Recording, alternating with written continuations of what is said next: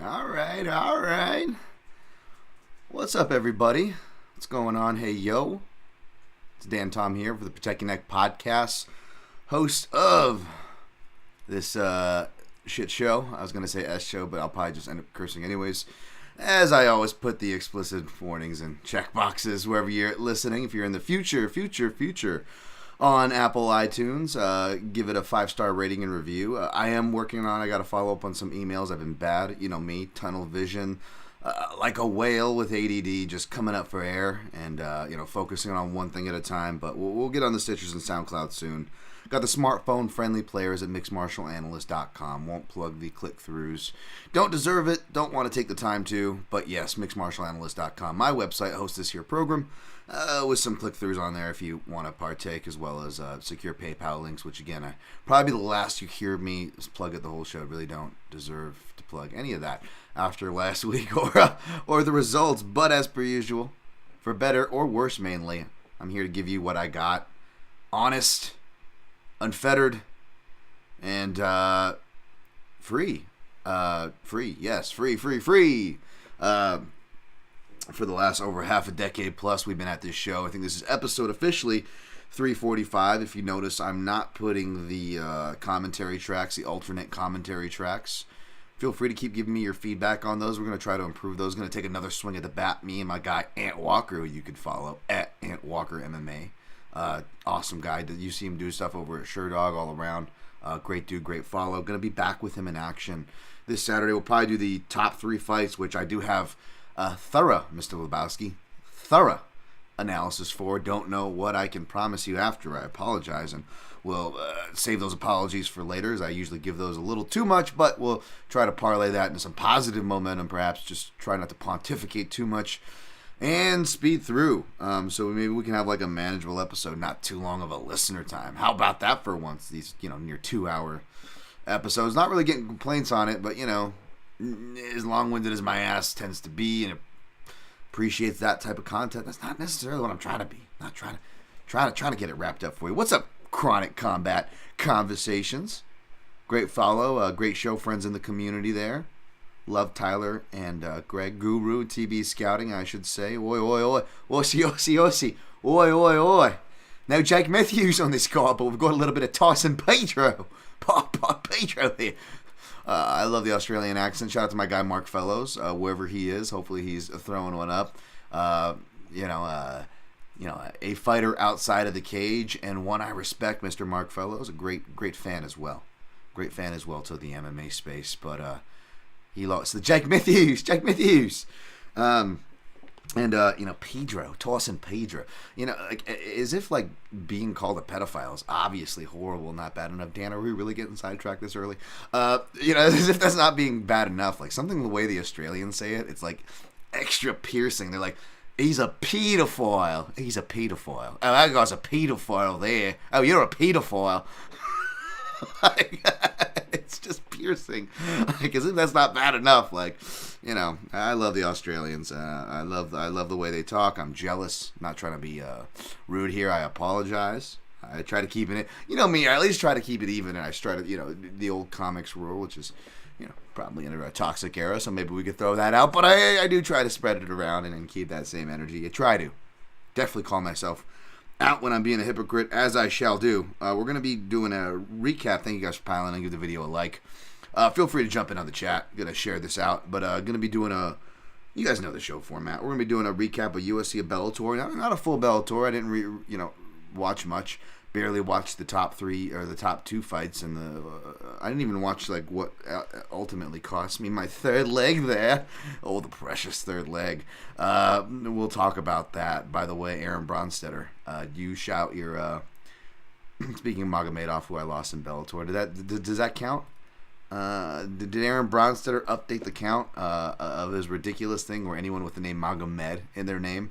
It's just like the ridiculous winning percentage, which I love my guy Aaron Bronstetter. But contrarian Dan Tom, I got to give the old Dan Tom gif to the Magomed, fetishizing, which we'll get to with Islam Makhachev here in the main event of UFC 284. That's what we're here to break down, folks. But, of course, your boy here. I was talking shit. I was talking, I said it aloud despite having, losing events in 2023. I made the mistake of saying aloud what I was doing well at, which was the parlays, which I never do and abandoned. And looks like I'm going to be going back to that attitude, because as soon as I said that, just like anybody when they say they're going to become a 2-division champion in MMA prematurely, or even just in general, the MMA gods come rolling in like Brandon Vera. Rolling in. Who said that, motherfucker? Who said that? Shouts to the OG fans. Who know these references that I ramble on about. But yeah, we'll get to that. By the way, speaking of Aaron and my...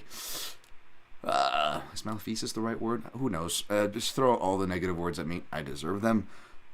And again, who can get prepared for all these fights reasonably? Although, I will say the MMA Vivisection does a good job. Again, I know I plugged them last week, but again, that's why I plug places like that, because it's tough, folks. It's tough. Obviously, I'll spare you guys dealing with the usual crazy medical stuff that, eyes clearing up. It was just kind of a rare allergy thing. They had to actually, I should go in and get my eyes dyed and figured out if we had damage or scratch at the cornea, because my pain tolerance is so damn bad. And yeah, the normal things. I can't just, I can't just go on. I can't just go on a broadcast where I'm getting makeup production, the whole works, maybe fly. Who knows? And jumping out in front of camera and telling you guys bets I don't understand and didn't research, much less even understand. Unfortunately, I cannot get away with that. Shade. We'll actually touch on that, so I'm not just, throwing shady strays from a distance here safely from the comfort of my own podcast. Obviously, you guys know what I'm getting at, and we'll talk about that as we recap, of course, not just Bellator, but UFC Vegas 68, where the offers continued for your boy here. But yeah, back to what I was saying, my lack of prep or whatever, that's what I was getting on about before getting on about the whole process that always gets me behind.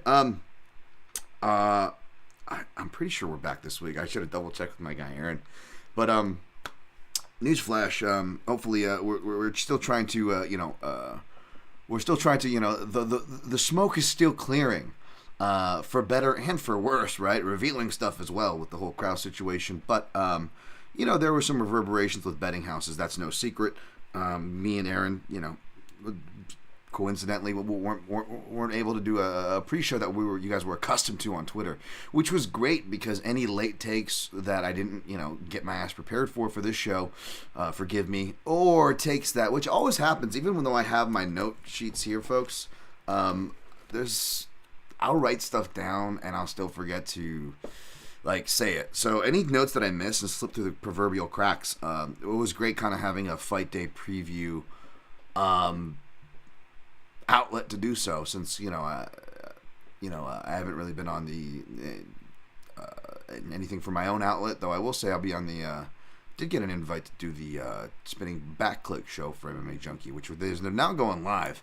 They just started doing that this year. Thankfully, I've been getting my reps in with you guys, so it'll be no problem for your boy to jump in. More than happy to do it. So those of you YouTube crowd, you want to see me on a Monday, make sure to pop in there. I could actually use the love and representation. It's no secret that, you guys can, you guys don't have to read between the lines to figure this out. But yeah, I'm not going to tell you the sky's red when it's blue, but you don't see me, like I just hinted, and many times you don't see me part of many junkie broadcasts, and work is hard to come by. Very grateful for my spot. And, I don't know if anybody's really getting hired, promotions, pay raises, or anything, if you look at all the media cuts going on across the space. So, believe me. But that being said, whether it's negotiating power or just getting reps or doing what you want to do and putting yourself out there for people to see you, the numbers, unfortunately, the interaction, websites do track these things, back to voting with your dollars. So, if you guys want to vote on something, vote with your clicks/dollars there. You don't have to pay any money. You can do it with your clicks, the analogy here. But or even just with your little fingers and keyboards, you pop in on the live show, spinning back click. I believe it's 9 a.m. Pacific, 12 Eastern, or something like that. I should figure that out. But it's going to be over on MMA Junkies YouTube channel. Pop in, show your boys some love, and let them know we want to see Dan Tom more. Use him, and I'm not saying it guarantees anything that I'll be able to do things. If I'm able to do things, miraculously changed my life, and I'm certainly not asking for charity from you guys who are already gracious enough to be here. But yes, these things do help. So for what it's worth, you want to catch more of me, I will be there, and happy to be there. I love chopping it up with my colleagues, especially since the pandemic. You don't really get to see too many of colleagues. Had a good chat with a colleague, non-junkie colleague, earlier today. There's plenty of good people, in this space. My guy Aaron that I mentioned. So again, go tune in to Aaron Bronstetter. Follow him if you're not already. And even though I've been doing bad, speaking of good people, there are plenty of good people in the space. And my guy Ian Parker's been killing it. He was killing it last year. He's been around, for a minute.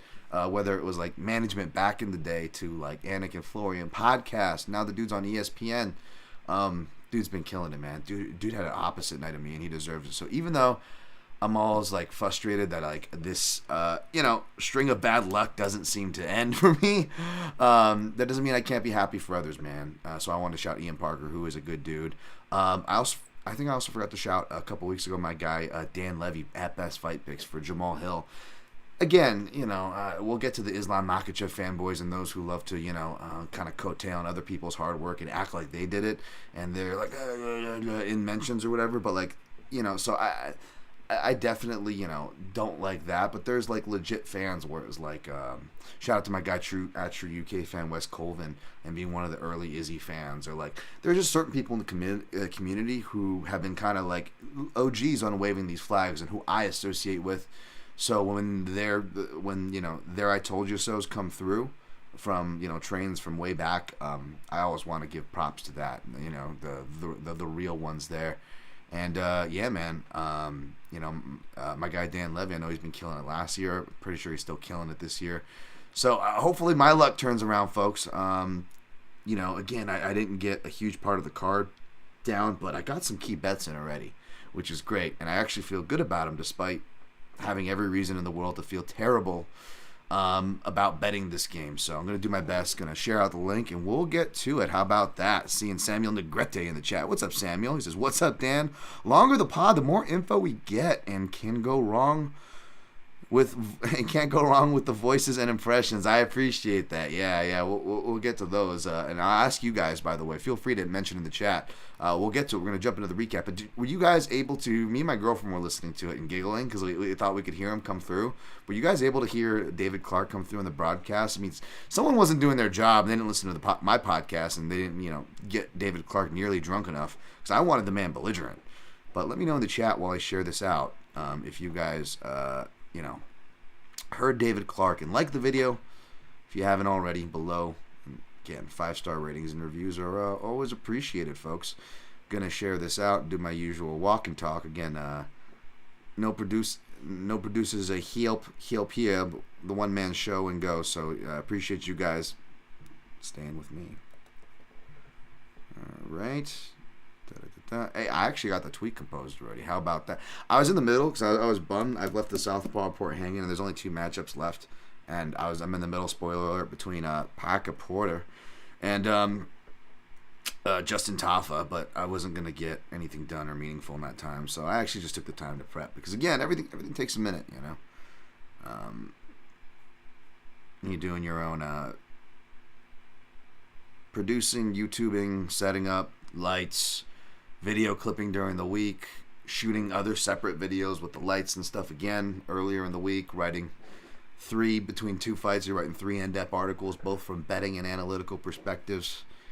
And again, folks, I make which is crazy, when you go 0-5 and then you see, you see more and more of the positions that you would die for on a broadcast and are working toward, what they are giving out. You're like, oh my goodness. And of course, that is shared, by the way. And of course, I'm not talking about Sanka, who I think is great. And I've kept that same energy of long thought so, because she actually does the work. But it's unfortunate, and especially for people like Sanko, because a lot of people think she's a Johnny-come-lately. And of course, she is a female, an attractive female. I'm not going to call the sky red when it is in fact blue. But because of that, she gets a lot of crap. And as traditionally, this isn't, anything woke or anything, guys, but as traditionally in the workplace, doesn't matter if we're talking about broadcast, or the bank, which was a traditionally really bad one too. My mom worked for to see some really bad shit. But like you just women traditionally to get to good spots have to put in like 10 times the work, and usually longer road, or if it's not, then it's shorter pay. Take your pick, maybe both. These are things that you don't need me to tell you. These are fairly known things. So it is unfortunate to see all the people like come at Laura with that stuff, which bums me out because it should be a celebration, but it's a crappy card in the middle of the night. Not very ceremonious in that sense, but for looking for silver linings on that godforsaken card. Of course, recapping right now UFC Vegas 68 before we break down 284 from top to bottom, folks. By the way, we went 0-1 in the parlay, which was over in Bellator. I'll recap after this. 0-1 in straight plays. 0-3 in props. 1-4 in the round robin, which meant nothing because it was 1-4. And of course, that means 0-1 for the long shot parlay. And 5-1 overall on picks in the UFC. That was really bad. So again, I want to state that off, as if I haven't, beat myself with the paddle as I tend to do. But I definitely deserve to. So I definitely want to state that.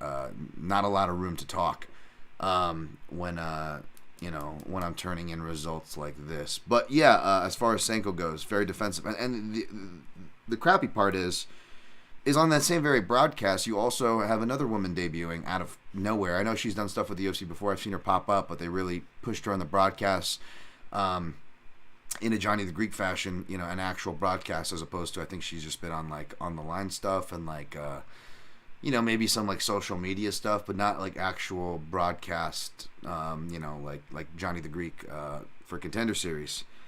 And again, say what you will about Johnny, who I met in person. And again, I suggest, you research everybody's history, whether they have a lack of history or an extensive history, right? But say what you will about Johnny, the guy at least understood what the bets he was putting out there. I mean, the guy comes from that, and just so I'm not throwing shade, and I'll mention the name, but I don't want to pile on to her because this is not where it's going to go. You guys would think.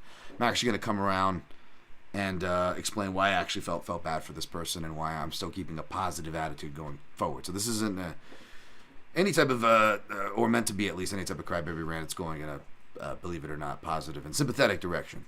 But yeah, talking about the Minty girl, of course. Just giving out bets, and it was funny. Like I felt like a hater because I was watching the event with my girlfriend, and we're on the bed watching the TV, and I'm kind of like, not trying to do the fuck, try not to look at that meme of the guy in the audience, the Paris Hilton looking girl, like mansplaining. But I was just like, listen to the words how someone breaks it down.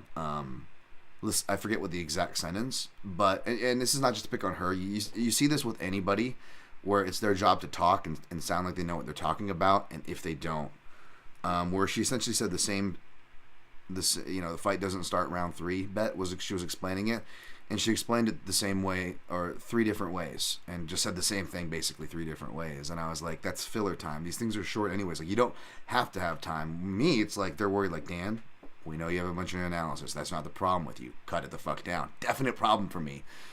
Opposite problem for people that don't know what they're talking about because which it becomes really apparent because again, this is just a quick spot. You don't have to say anything like mind blowing. You just kind of gotta like fake it, right?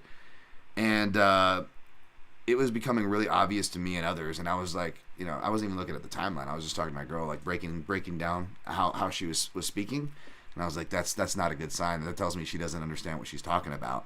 Not just like, who is she? Where's she coming from? Do I agree with these bets? How was that analysis? Like, no, there wasn't. None of those feelings because we didn't even get off first base. Like, there was no analysis. Like, there was nothing. And sure enough, I felt like a hater saying that. But then I look at my timeline, especially the day after. And again, man, the MMA space, say what you will. We can be very much too, as a hipster and contrarian. Someone you could be accused of gatekeeping at times. Again, I'm not saying I'm beyond any of this, folks. I'm a human being. And us as human beings in MMA, we can have this gatekeeping attitude where it's like, we spell the posers, like, whoa, those Chucks are, you don't wear new Chucks to a punk rock concert. Like, you know what I'm saying? Like, that's a real random reference. You know what I'm saying? It's like, oh, this person's wearing the band t-shirt of the band they're seeing at the concert. They don't come here that often, right? You know, like those clothes look too clean. Clearly, Dan Tom spent a lot of time at grungy, dirty, hardcore punk shows. But hopefully you get what I'm saying here. So people kind of sniffed it out, and I felt a little more validated, right?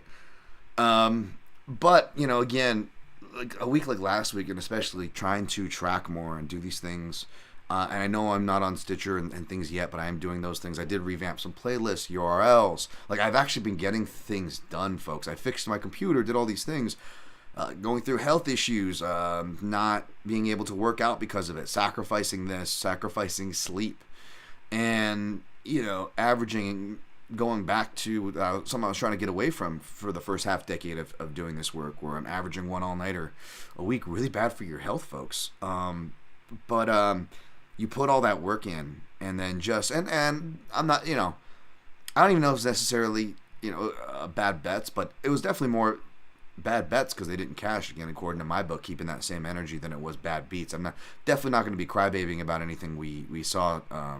Not that I try to anyways. I just so happen to be on the wrong end of whatever the controversial shoot du jour of the week is. So it wasn't even like, oh, the world's against me. No. It's nothing like that. But it was just disheartening just to get those results over and over again, to have this bad streak, you know. You know, like, and you know, it's good to see good people thriving, you know, like I mentioned before. But then you just go and you're like, this person doesn't even, like, clearly doesn't watch the fights, which is surprise, a lot of people in broadcast. But, like, they don't even understand the bet they're giving. And, like, forget my feelings and how that dynamic makes me feel, which is not great, obviously. And I'm not going to focus on that. We're going to push on here. But it's also really bad from the fact that UFC is going under a betting investigation on a federal level, right? And you have all these things affecting things in multiple countries, multiple houses, and, you know, you guys, you know, do the Tim Donaghy thing, and so, you know, I know Asian Bill Burr over here bringing up Tim Donaghy, but that's honestly what made me, that's what also bums me out about a lot of this stuff too, because shady betting stuff, irresponsible betting stuff, is what got me out of the NBA. I checked out around those mid-aughts times too, where it was just like, oh my God, are the Lakers just fucking buying championships? And I love a lot of Lakers teams. I will go all day. I'll talk to you guys about Elgin Campbell, Vlade Divac, a.k.a. Jean Reno, Eddie Jones, Van Exel for three, you know, putting the dagger in hearts before Derek Fisher was doing it while everybody's watching. Because Shaq's like, I'm so big. Don't get me on a Lakers rant. I do have appreciation for real Lakers fans out there. But yeah, like, it reminds me of that Tim Donaghy thing, right? We're gonna just focus on Krause, which I'm not defending Krause by any means, was in the wrong. And the people who, you know, kind of followed suit. I'm not defending that, but we're gonna go do the Tim Donaghy treatment like the NBA and pretend it's just that. Okay, whatever, fine, right? That is the tactic, you know. As stupid as it is, someone does something, we come back and we do something bigger, even if it's slapping the wife and then coming back with a slap show. It's like this stupid no, you know, bad, you know, no press is bad press. You just come back with something bigger, or hope something bigger comes and washes it all away, because something always does, and people are always so forgiving, like the McGregor yacht story, and then it goes, you know, all of a sudden we've got a tough announcement, right? Like we know this, folks, and we should know this by now. This is part and parcel of the game, but yeah, we're gonna go and turn around and put somebody on. Like, I was already saying, like, shouts to Ant Walker and Ben Duffy and Jay Petrie when I did their show on Sherdog like a couple weeks ago after the last pay-per-view, and I was talking about the parlay that they offer with these, like, DraftKings promotions in the first place and the things that they boost and things like that. It's super irresponsible, and I get it. Like, these houses, Vegas, where I live, folks, it wasn't built on winners. I get that. They have to slant it. They have to entice it. They want the casual bettor. They don't want people like me or you watching this. I get that. But even with that in mind, whether we're comparing to other sports, which is a real easy slam dunk, or just in general, to whatever moral standpoint you want to draw arbitrarily in the sand, these are really irresponsible bets. Now, based on these corporate prompts for irresponsible bet pushes, we're going to put people who don't even understand said bets pushing them on the highest level broadcast as far as mixed martial arts, UFC, ESPN. Like, holy crap, folks. Like, forget my feelings. Like, it doesn't take a genius to say that is problematic. That's really problematic. Now rounding this rant off to the positive and sympathetic, but it didn't take long to where I'm back on track. I'm going to give you guys what I got. I'm going to still be doing my thing here, and still pushing through. But seeing the comments, it's just like, not that this person doesn't deserve a shelling for going out there and digging their hole deeper. As a reply she gave that she later deleted for an under, back to this Minty person they have on the broadcast. But again, you see the woman stuff, right? Oh, it's a woman, and it that kind of performance also gives fuel to that negative stereotype that we started the show talking about, that Laura Senko has been unjustly and unfairly subject to, right? So now her debut is getting fucking shit, or having to be shared. First of all, selfishly, which is selfish, sure, but not unjustly in this case, because it's not to be just shared, but tainted. By someone who, not that Minty deserves these same sexist criticisms either, but seeing Laura get it all week, and then the broadcast comes around and it's like, no, Laura, surprise, surprise, folks, she knows her shit. But this person doesn't, I'm not a woman, but I got to imagine there's a kind of this is why I get shit kind of a feeling, because even though I am not a woman, I am, newsflash, Asian, as well as Minty. And, unfortunately, again, with the, as we had the Chinese listener, thank you, female listener, right? The 1% or 2%, I gotta imagine it's an MMA show. It can't be that high in my demographic, but I appreciate anything outside the norm is not just welcome, but appreciated here. Or not just appreciated, but welcome, whichever one you think is warmer. It's true.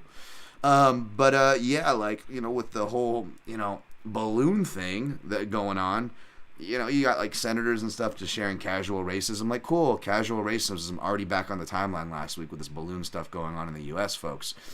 And then I try to keep all the politics and all the news and all the bullshit. I really just try to keep it to sports, and not even just sports, just MMA, not even boxing, just MMA.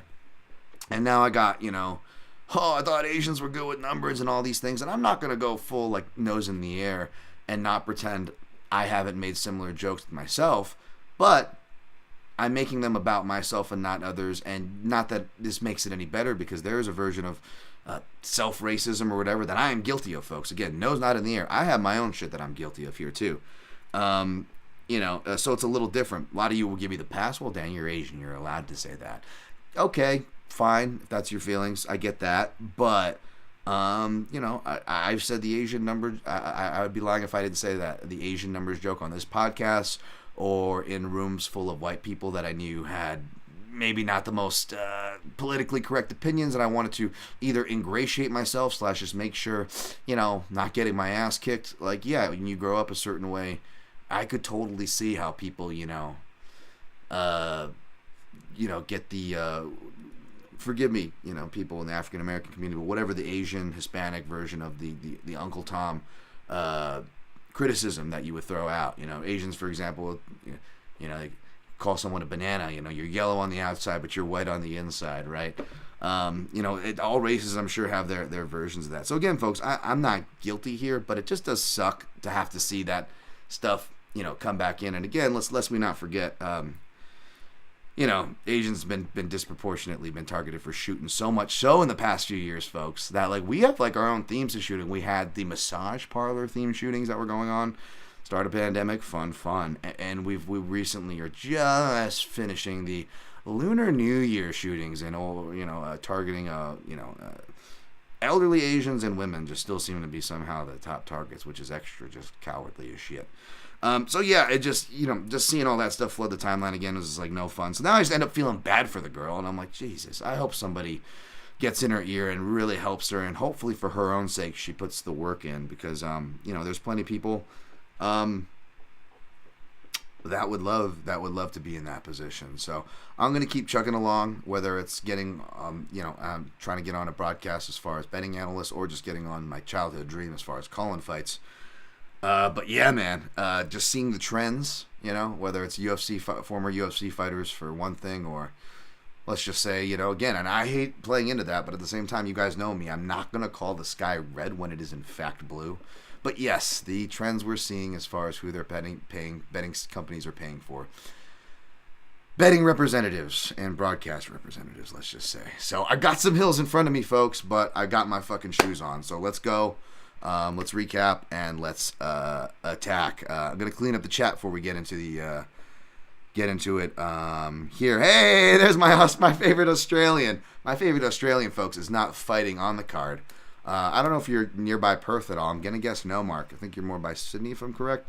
But are you going? Mark Fellow says Volk by KO. I hope so. That's what I'm wishing for.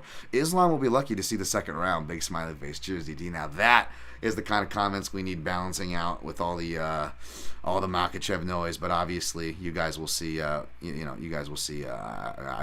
Your heart can be one way, and you got to try to be analysis the other way. So we'll get to that. I got my guy Ghost Phantom in the chat. What's good, Dan? I don't understand this culture of making fun of your legit analysis by Islam dude bros. See, my man Ghost Phantom already knows what I'm talking about. Yeah, it's just that, and again, this exists in all sports. Like, again, it's not that I hate Lakers fans, folks, when I'm back to the basketball thing, but like Lakers fans are easily the most annoying ones because they're so privileged, You got great weather, you got the beach, and no matter what era, you've got,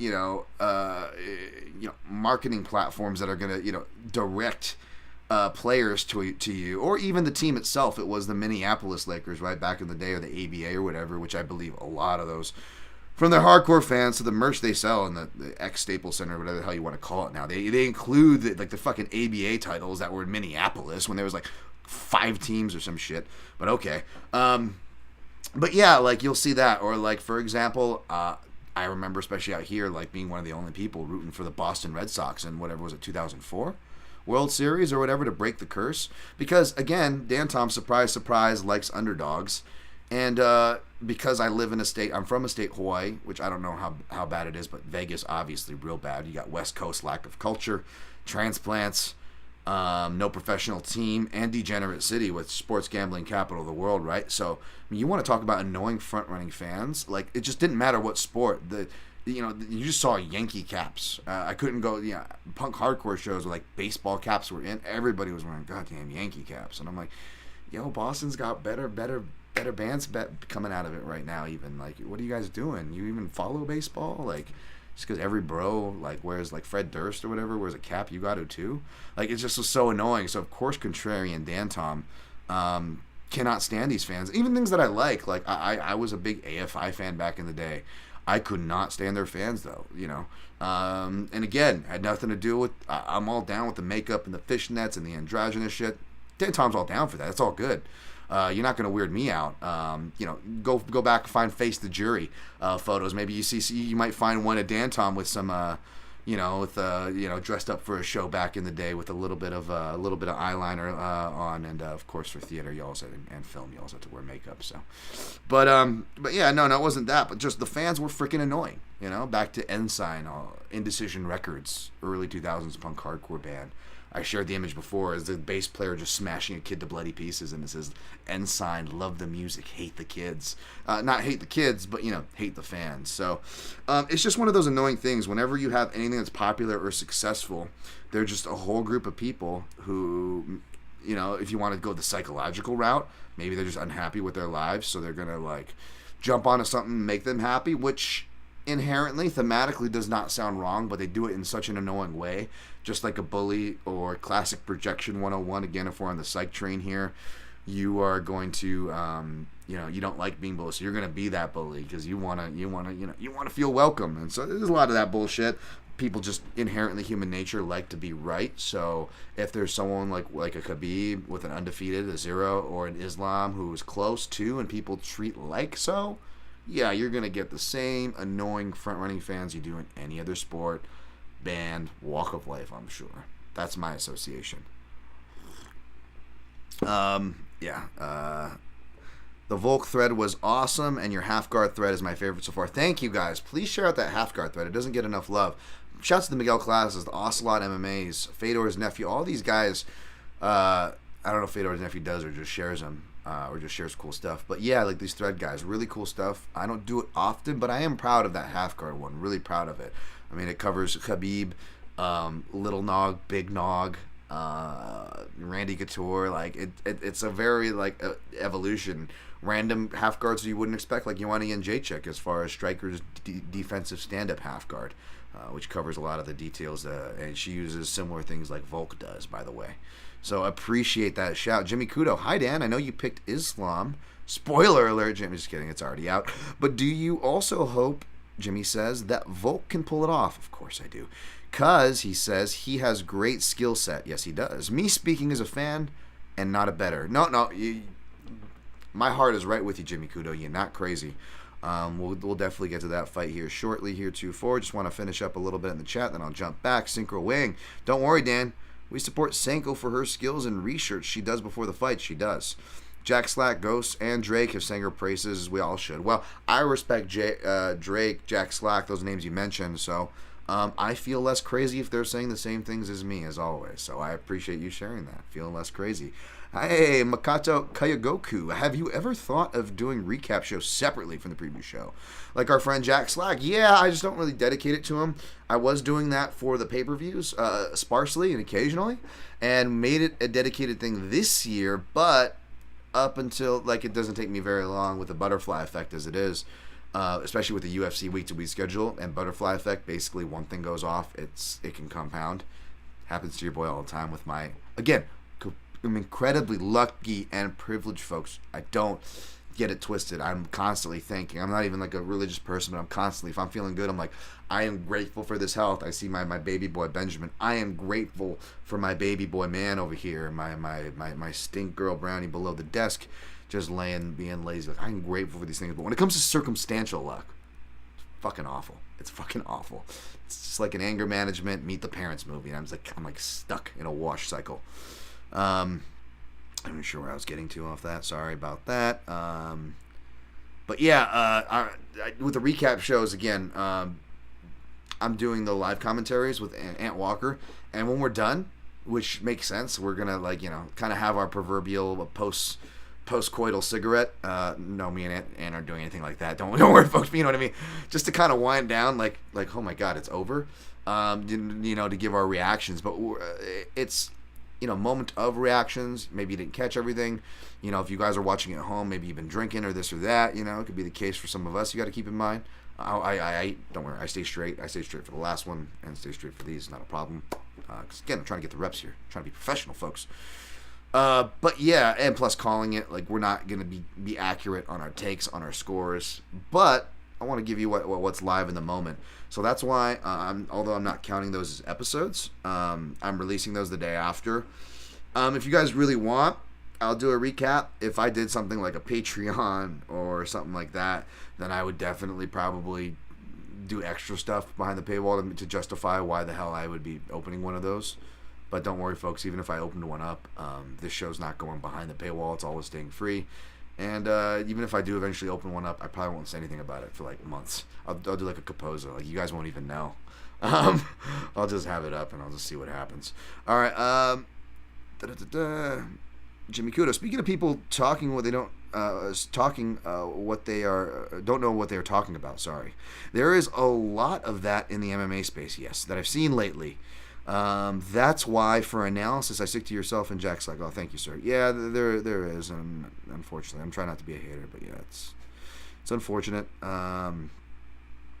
Actual analysis. Chucky Baby.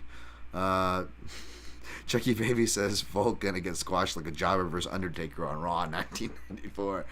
This doesn't come off like an Islam nut hugger thing, and it's actually has some comedy to it. So I appreciate you, Chucky Baby, and it could look like that. I appreciate the reference actually. I'm hoping it doesn't happen as a Volk fan, but again, we welcome all opinions, all different types here. It's all good. Just Be respectful. Rain Lamina, no clever pun today. Just wanted to say thank you for a previous pod you did in 2021 for lack of awareness and understanding of hashtag Stop Asian Hate in both the media coverage for UFC 261. So thank you. I appreciate that. Thanks. But you know what? I will say, this is Black History Month, by the way, folks.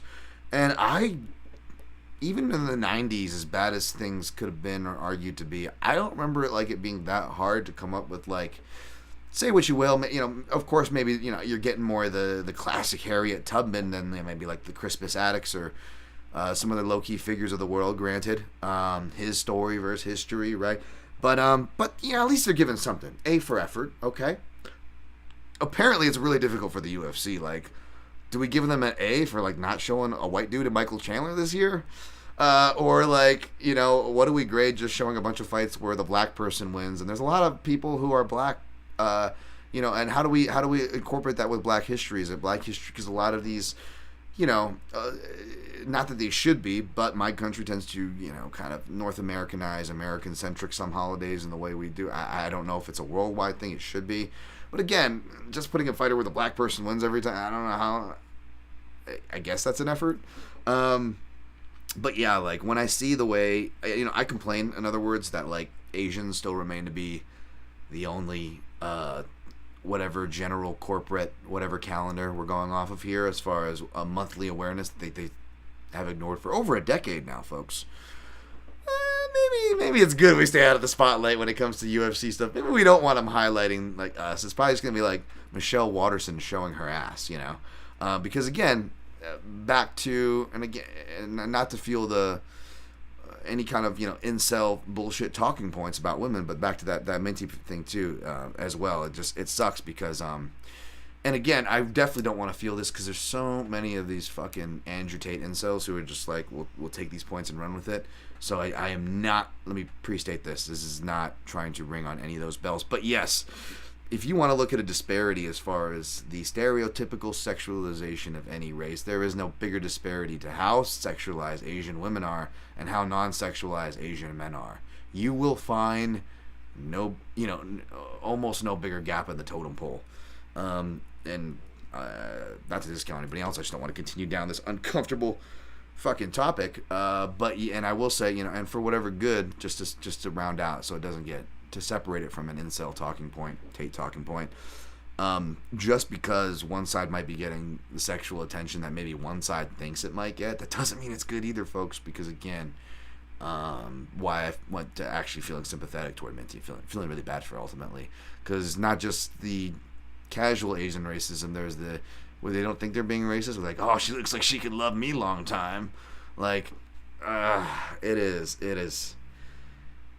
tough. It is tough. So, that's it on that. But yeah, appreciate you appreciating that, Rain Lamina. Speaking of Asian females, we got Mary Rui in the house.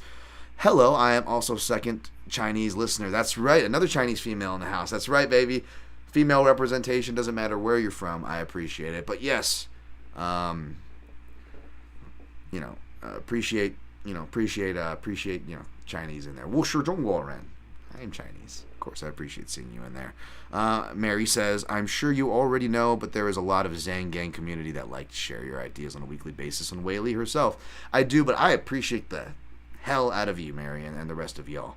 One last one I want to get to before I jump over here. Dan Goldstein says, I'm not racist, but I enjoy race-based humor. I think we should all be able to laugh at each other without the threat of a hot lead. Your intention definitely sounds correct there, sir. But again, obviously, and again, this isn't me just projecting outwards. This is me just as much talking to myself, folks, because I got to improve myself and be better too. But yes, a lot of improvement that, we could be doing in that category. But I don't disagree with your sentiment. It would be nice if we could all be at that place, right? Ideally, in a perfect world. Back to the fights. Dan Golding says, the Islam Dubros pull up and start threatening Sharia law on people's families. That's pretty intense for MMA content creators, I imagine. It can be. I don't even try to interact and play into it. And I get a lot. I've seen what other people get. It's not fun. All right. But yeah, we're gonna speed blow through here. We went along with the questions. But yeah, we had on the results UFC Vegas 68. let's see, right, 48 seconds here. Drop my pen. 49. Boom. Got a good listener question. Feel free to submit there, guys, but I'm not going to get to it probably to the end because I realize I let time go here a bit long. But yeah, we went 5-5 and 1 overall and whiffed on everything, basically. We had Sergey Spivak defeated Derek Lewis, which, was a theme. And again, this was another annoying part where I can't get mad. Another reason why it's annoying, and I'm definitely not crying any bad beats. No crying for me, despite every reason to cry because I'm just getting beaten so badly. How often does your boy pick grapplers, strikers over grapplers, process-based guys over opportunists, grapplers over opportunists in the small cage, submission grapplers? Like, that is my specialty. And if you look at my trend, I went completely against that, and I paid for this card. Sergey Spivak, of course, defeats Derek Lewis via submission. Maybe my fault for betting Derek Lewis. It was just a unit by KO. Didn't expect anybody to jump off the train with me. And again, I've had good history betting both these guys. I've got a good beat on their games.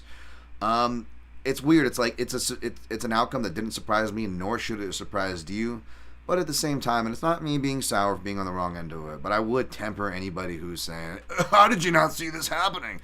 Derek Lewis doesn't have skills. He just tries to get up." Like, there is an art to his get up, and he is in the division where you can get away with it. But Spivak proved himself in this fight, a fighter that you can't do that against.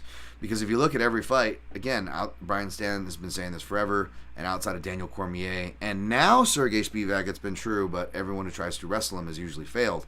So anybody that took a shot off that cliff with me, I don't think you can really call crazy. Because traditionally, this actually is, if you picked it right, bet it right, good for you. But don't say that this is traditionally a fight that Derek Lewis always wins, because it's not. It's not. Although, again, clinch takedowns, should have been made a bigger factor, because doing my early tape on Lewis, I think I even remember when I taped him ahead for Roy, was like, it was clinch, outside reap takedowns are most effective. So yeah, definitely egg on my face regardless. I'm just saying, easy on the chest bumping, for those saying that y'all should have known. It's heavyweight MMA, folks. That alone is a defending argument that I could rest my case on. Devin Clark defeated Un Jung, baby. Un Jung. You're gonna fight, goddamn. Another reason why I love David Clark being in there, because it makes Devin Clark a little more panicky. But no, it's always the best camp of their life. Shout out to Fernando Prates. But it clearly was with Devin Clark for his third time being the charm with Elevation Fight Team. He actually came out. Of course, he ends up looking the best he ever has. Whereas Don Jung, who has made some questionable decisions before, and not to, shit on my Korean brothers and sisters. By the way, I love the Blowback podcast, by the way, listening to the history on Korea, getting myself educated, my ignorant ass. Listen to the Blowback podcast. Awesome music. Sorry, Severe MMA podcast with the Irish jingle, placating to my little bit of Irish blood that I got in me. But whatever the Blowback podcast is doing for their music, which you can actually get, great stuff. Love my Korean brothers and sisters. Love Korean fighters. They're all fun. And definitely don't want to be, again, somebody back to, stereotyping things by race, right? But allow me to say something that my fellow Koreans say about their own fighters, is that, my goodness, the defense, and I will add something else, is the decision-making, man. How many Korean fighters have we gotten hyped up on just come in and not just, lose, but, make, just some really suspect decisions, right? And I'm not, even just outside of, Choi, or Choi is actually a good one to look at. But what was the Dong Young Kim to Dong Young Ma? He ended up changing to look like Glenn from The Walking Dead over there.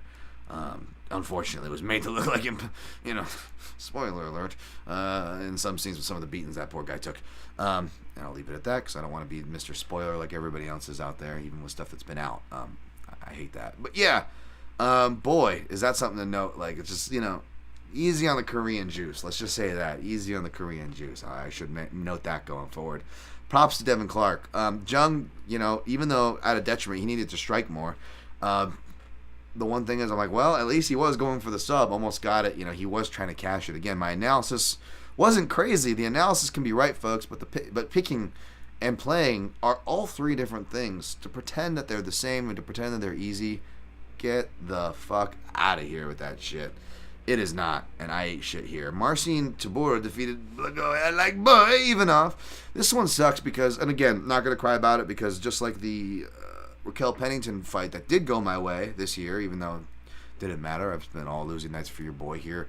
But just like I said about that Raquel Pennington fight, this was one of those close fights where I'm going with the better boxer who doesn't get credit for the better boxing. Just like Pennington's fights, in Blagoy fights, go listen to their last 3 fights. These are fucking veterans in the UFC, in MMA, in their divisions, by any metrics possible. But yet, maybe because people don't watch the tape, every time, go back to their last 3 fights specifically, where there's the least amount of excuses, right? The most relevant. Listen to surprise of, oh my God, Pennington can box. Oh my God, Blagoy can box. It's my favorite thing every fucking time.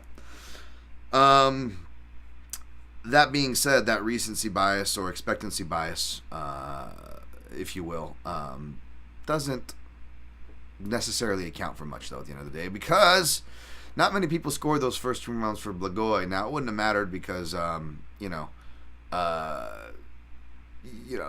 if the damage was there, but, there was dominance and a very smart move by Tybura in the 3rd round to get the jump on Blagoy and not let him up. And again, back to not counting on heavyweights to take it back or get ground dominance, like Sergey Spivak and Tybura on the same card.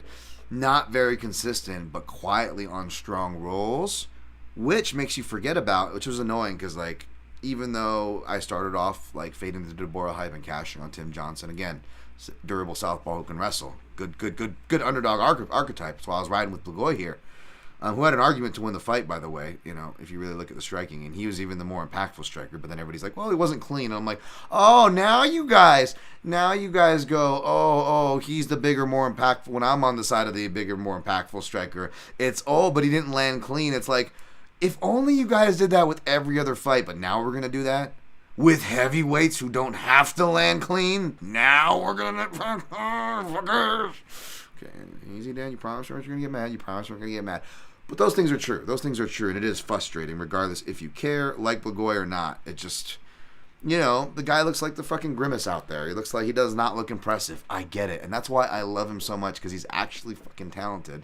And a performance like this just, it wasn't even so much the bet. Like, part of me was just hearing the strays Blagoy was taking, like, like all this stuff. It just proves that analysis right. And I think shout out to my guy Jerry H, but and he wasn't the only one. People were, Blagoy slows, and I'm like, but what do you mean Blagoy slows? I'm not saying he's fast. I'm just saying that speed you're seeing. He moves like that in the 1st round. Like, Blagoy's Bane. He was born in the darkness.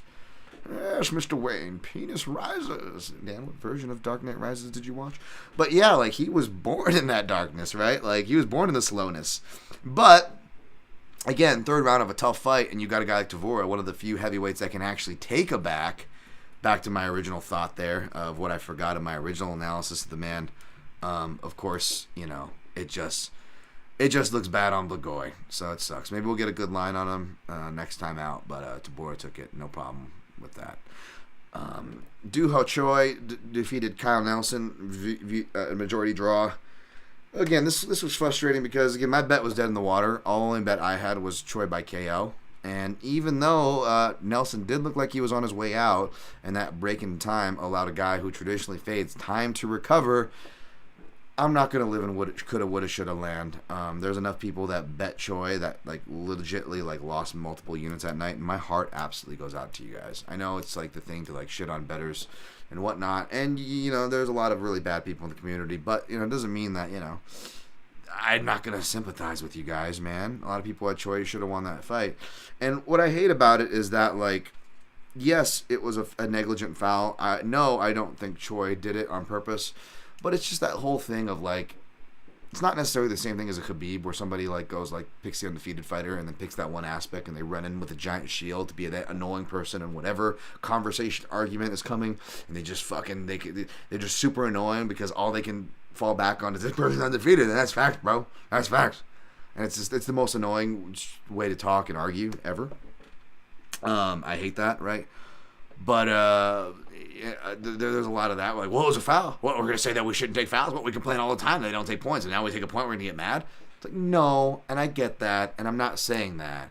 But are we really going to burn, and those people will poke and make fun of the people who back to making fun of bettors going, oh, they're just mad at da-da-da-da, they're just mad. But at the same time, the people defending the point are burning just as much calories, if not more, than the people who bet it. So who the fuck's better at that point?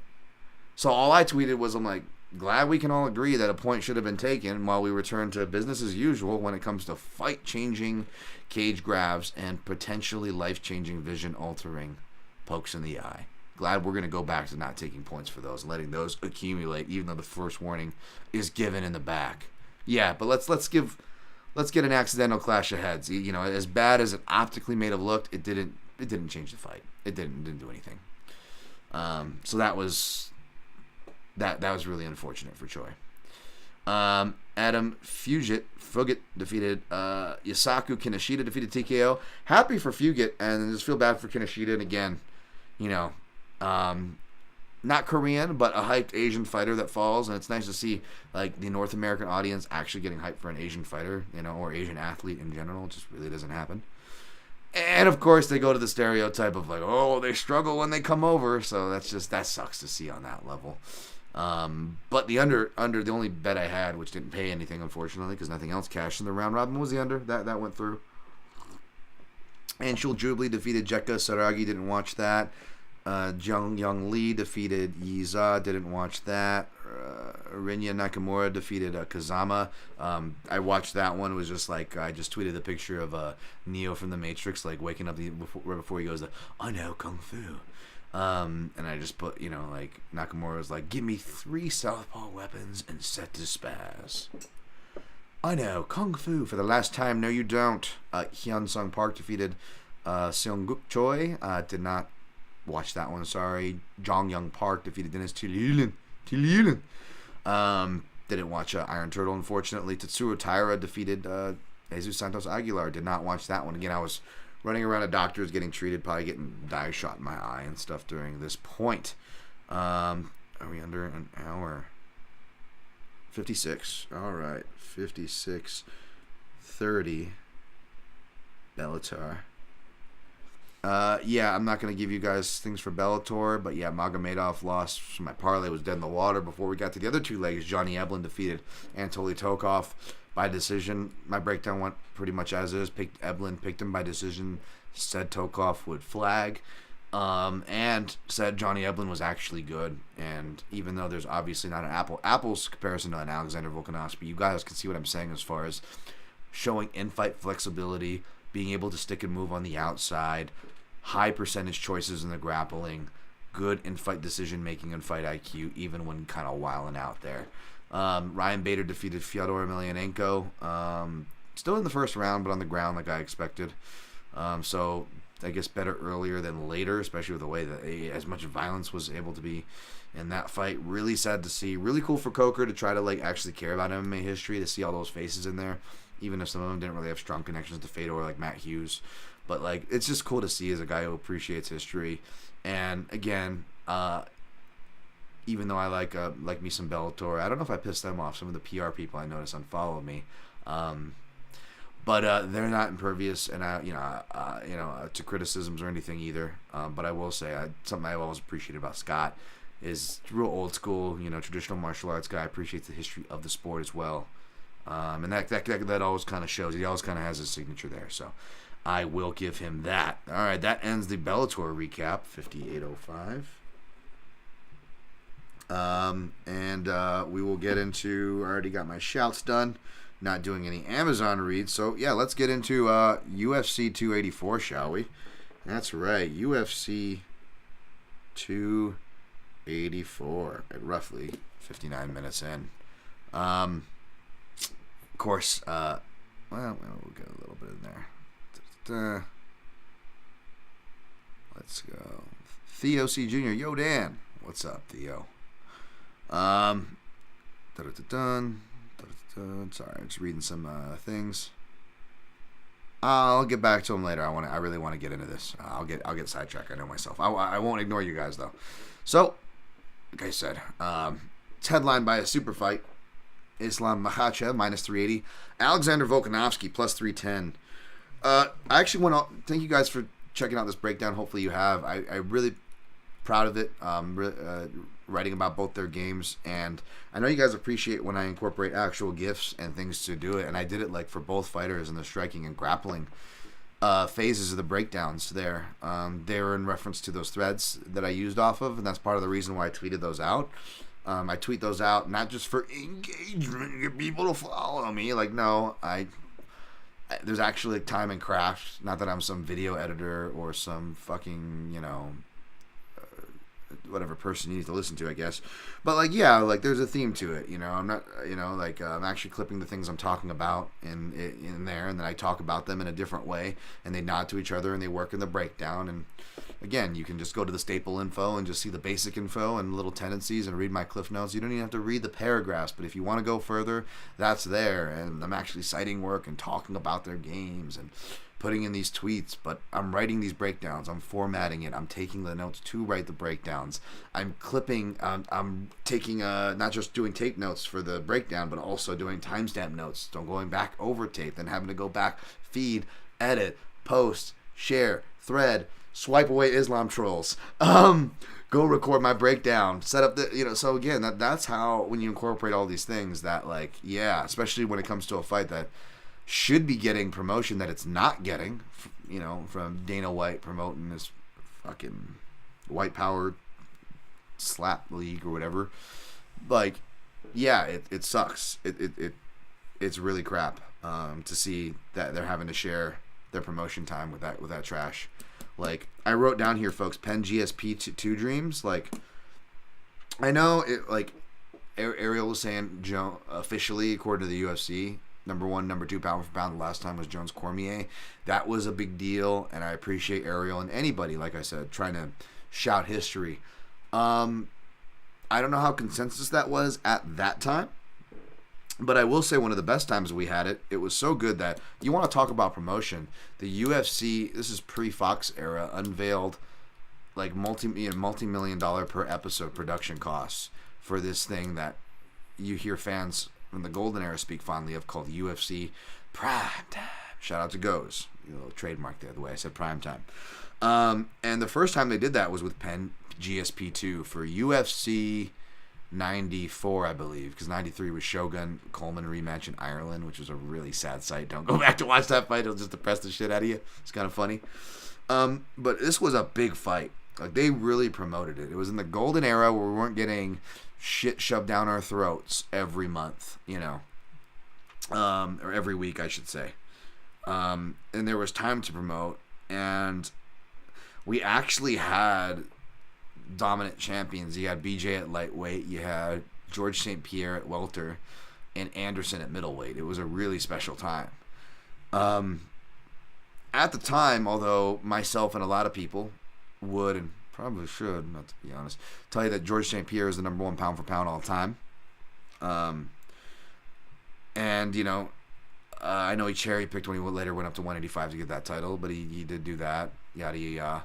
But at the time, I think a lot of people would have probably, at least the crowds I hung out with, would have probably said Anderson Silva would have probably got more. And that, not even just crowds I hung out with. I think that's more casual too as well, by the way. But that guy, Anderson, said it was BJ, right? And when you go back to their fight back at UFC 58, I believe, USA versus Canada, it was a headline by David Loiseau versus Rich Franklin. That was a fight that, like, I would shout to the Couchside Judges, by the way, who did an Australian dive. I'll try to touch on, but go back and listen to their thing. They went and investigated the Australian judges for you bettors out there and their trends going ahead. But like, whether it's them or like, shout out to my guy Kyle McLaughlin on Combat Chronicles at Combat CHR, I believe, or CR on Twitter. When they do these, scoring shows where they go back and score retrospectively, be curious to see how that one gets scored, because even at the time, without the criteria updates, they credited BJ being the more damaging fighter, but George won off of takedowns. One guy went to the hospital, that was St. Pierre, who won the split. BJ went to the bar, was as the story goes. So it was, and being a BJ Penn fan at this time, like, there was like all this talk, like, of Like, it was the rib injury against Hughes. He should have won against St. Pierre. Oh, he had the armbar against Pulver. He was pushed into that fight, and he avenged Pulver. And he went up to make... Who's going to count the Machida fight against him, right? Like, those were his only losses back then, believe it or not, folks. VJ Penn, who... Any later fans are like, what? Like, yeah, no, the guy was a pound-for-pound great. So this was a huge deal. The UFC treated it like a deal, and I remember, like, having dreams of being at the event, even though I didn't get to go to the event. Couldn't afford it. Can't afford events now, that's for damn sure. But like, yeah, I just had dreams about it, folks. Like, that's how hyped I was. Like, when I speak with this passion, and many of us speak with this passion, and we speak fondly of this golden era of the sport, you have to understand the context in multiple ways on how things are so dramatically different back then than they were now. Not necessarily for the better, like you think they would in some things, but yeah, they were very different. So it is a shame, and just because it's a shame, and just because I may be jaded, and you may be jaded, and the UFC just doesn't care to promote it the way they should, for the most part. Not the broad brush, because there's a lot of great people who would if it was up to them. Not trying to denigrate them. But yeah, I went above and beyond for my breakdown this week, even though I'm rooting against the pick. But the preparation of it and those threads, I'm really proud of those. Really proud of finally putting something together for Islam Makhachev versus Control. You guys know I've been talking about it here for years, right? I've talked about it and written on my breakdowns. But again, I don't get the big platform pushes. People want short TikTok videos of people doing eye-catching stuff, whether it's goofy shit or looking a certain way, and both those things, if you know what I'm reading at between the lines, is not my brand, unfortunately. So yeah, no one was hearing it. So like, shouts to Luke Thomas. I appreciate him sharing that Islam Makhachev. I know he's a dude who's been high on this guy and speaks on, a flag holder, a torch holder, if you will, for high-level analysis. I appreciate him sharing that out. But all y'all, I appreciate all you guys sharing that stuff out, man, because I'm not someone that needs to be listened to or anything. I'm not somebody special. I don't deserve the world. I'm very lucky to have what the hell I do have, folks. I'm not trying to complain or anything, but it is nice to have some validation on just, seeing the stuff that I've been talking about for years and years, constantly proven right, not getting any credit or recognition for it. And then when I go and decide to track my bets, I start eating shit. As of course, I'm looking terrible, and I'm wondering, I'm like, this is gonna be like my first real losing year in a long time. I bet now that I'm actually, not that you couldn't track or I wasn't publicly accounting for before, but you know what I mean. With an actual easy app you can go to just to get a quick total with no context to see how I'm doing, and I'm fucking awful. We'll see if I can right the ship here. I'm picking Islam Makhachev by decision. Not because I don't want to see Volkanovski finish. I think Volkanovski honestly has the submission defense, scrambling ability, heart and cardio, fight IQ, and preparation. He's going to be really tough to finish. Even if Makhachev goes out there and turns in a dominant performance that his fanboys are predicting, I think it's going to be competitive. I see people get mad at the word close and competitive, and they're mainly using the words close. And I would say, I'm not going to be one to fucking say where arbitrary things should go, but I think competitive is when something is like they're not being blown out of the water. Close but clear. I think you can use the word competitive. I think close but clear is a tricky one. I've used it myself. I'm not above it, folks. I'm just as guilty again. I'm not talking shit here. But close is when we're talking about the round could have gone either way. And that's actually a pretty wide, more than we'd like, window, right? Considering the subjectivity of how criteria is written. You can justify rounds to go a large swing of ways. So that's already a big of enough window. Let's just let close represent that and competitive represent the next neighborhood over, if that makes sense. So I see this being very competitive regardless of the outcome. I do think Volkanovski can make it close, but if he can make it close, that means he could theoretically win, which is why I don't hate people putting money on him. And I won't call you crazy, but I am not confident enough in his ability to make this close to the point where I can confidently pick him to win, especially with all the shit that I can confidently say you get when you pick Islam Makhachev. Hell, just like me, my guy Kyle were talking about, you can both pick Makhachev, but if you're not, sucking the dick exactly the way the Dagestani Makhachev Khabib fanboys, nothing against being Dagestani, nothing against Khabib, but again, they're very all synonymous circle with that, how that goes, how they fetishize these fighters. If you're not like stroking it just the way they want you to stroke the D, they get very upset. Again, this is the crowd where like Khabib or Islam could walk to like the edge of the stage and just like motion toward their zipper, and they're just whipping out their Dixie cups and they're just running to the edge of the stage. Go, oh, pick me, my cup, please. They want to taste so bad. It's disgusting. And that's half joking because it's literally how these people come off. I mean, you want to talk about annoying fan bases. Oh my God. And I get labeled as a hater despite actually liking their style, despite being one of the early guys like the Luke Thomases of the world who've been telling you about Makhachev and stuff like, pre-Leo Kuntz, like watch this dude. Saying that he is more technical, not as athletic, not as dangerous, not as good, in my opinion, not as confident, not as durable as Khabib, but technical. Yeah, that's been an early opinion of mine, and I think we've seen that kind of, taken as far as, just the real technical interests. Does that mean you're better? No, but it is something, right? He's very, very enjoyable to watch. As enjoyable as to watch as Volkanovski, not for me personally, but that doesn't mean I'm a hater of Makhachev's style, right? Or Khabib's style, which they have different styles, by the way. Makhachev's much more of a counter grappling stylist, even though he obviously can force his fight. You even hear guys like DC make note of this, where they give him a crap about not using his wrestling enough. But you look at the way he fights, he likes a lot of wrist controls and disruptive play, and that lends yourself to not so much just countering, because you can get offensive initiated, but really clever with your setups, really things with a purpose, right? And yeah, so again, a lot of positives to say about Makhachev's game. He will be bigger, and size does matter. But here's the counter to that is, Volkanovski doesn't seem to have too much issue with bigger guys. There's a lot of fighters who are more comfortable fighting bigger guys because they are used to being the shorter guy, right? Styles make fights in that regard, and despite being the shorter guy, he technically is the longer reach, will be the better striker. The more skilled, the more diverse striker, but can he keep it into that realm, right?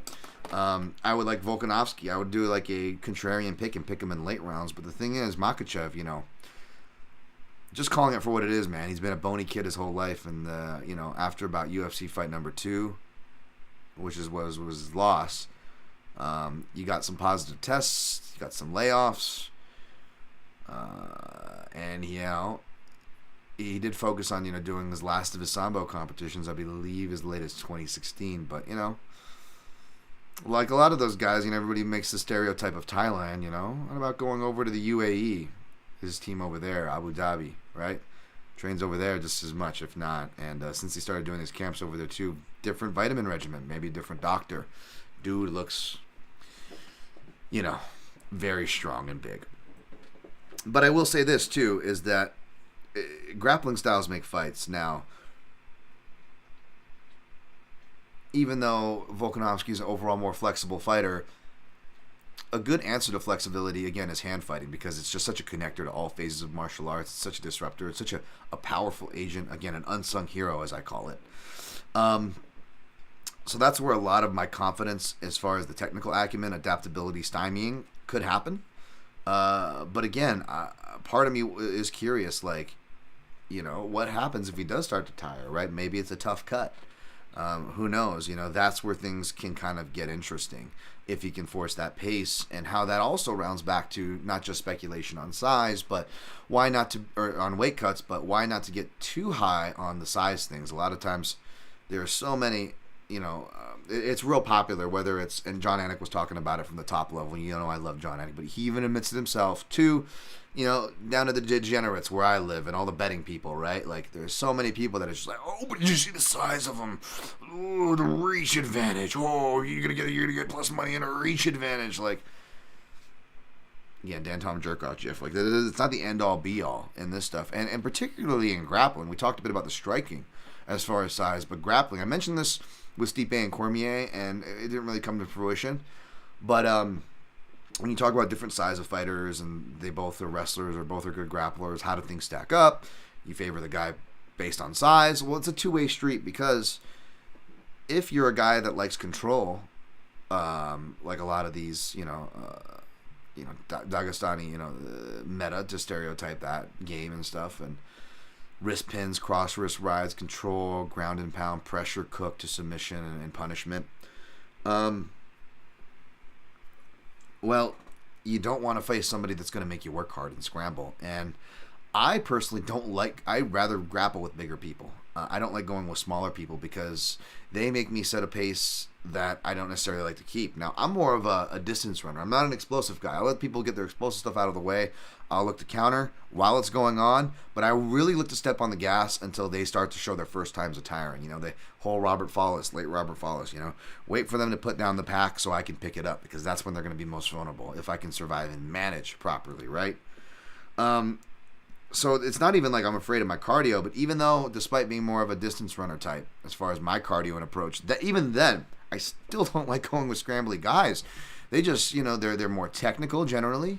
So a lot of my stuff can be shut down, and then I'm stuck fighting on their beats, whether I'm being offensive or defensive. If they're talented enough and technical enough to keep pace and stay out of trouble, then even if I'm the one winning and initiating, but they're making me work at their pace, there's a little bit of a tortoise in the hare effect, right? There's who's the winning right now, but who's projected to win this, right? So that's where it gets really tricky, and I warn anybody who just likes to do the lazy analysis and go bigger, better, bigger, longer reach, taller, bigger muscles. So I warn everybody there. And I saw somebody joke that says if Volkanovski was doing like leg lock defenses for get-ups, like the whole heel hook for separation, like if Craig Jones gets Volkanovski to leg lock here, I won't forgive him. And it was funny, like one of the Islam haters were just like, I literally take the time again to write and clip exactly what I'm talking about, and some douchebag is just like, oh, there's a really poor old clip choice. It has nothing to do with Alex's game and what he's working on now. Like, oh, are you in his camp? Because that's the only way you would know. And if you were, you wouldn't be talking shit and giving away secrets, or anything like that. And the person goes, and you don't mention that the difference that Craig Jones is going to make. I'm like, maybe because I don't know the difference Craig Jones is going to make. Maybe because we haven't seen a long sample size of him working with Craig Jones. And maybe because even if we did, Craig Jones or any other coach that's a great coach or a great fighter turn coach or a specialization training partner or any of the above fucking matters, because they're not in the cage with them.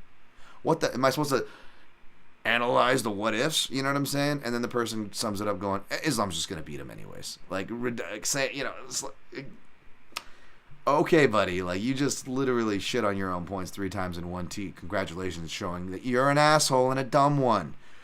That being said, I did touch on it in my breakdown, saying that it could be an interesting dynamic. I'm not going to pretend to be a Craig Jones expert, but Cliff Notes, the guy does a lot of books on anti-wrestling, and leg locks are some of his known specialties, amongst other things that he's good at.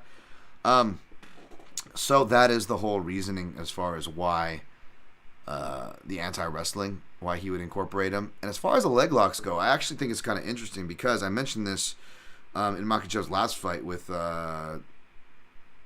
Oliveira, and if a dummy like me seeing it, well, smart camps like Volk's camp, but sure as shit are seeing it, where, granted it's only 2 sample sizes, and one of them is old, Makhachev's fight with Chris Wade, but you go to that fight with Chris Wade, I believe the end of round 2, and maybe even the end of round 2 or round 3, probably round 2, as well, against the Thiago Moises fight, a little more relevant in the Makhachev sample size.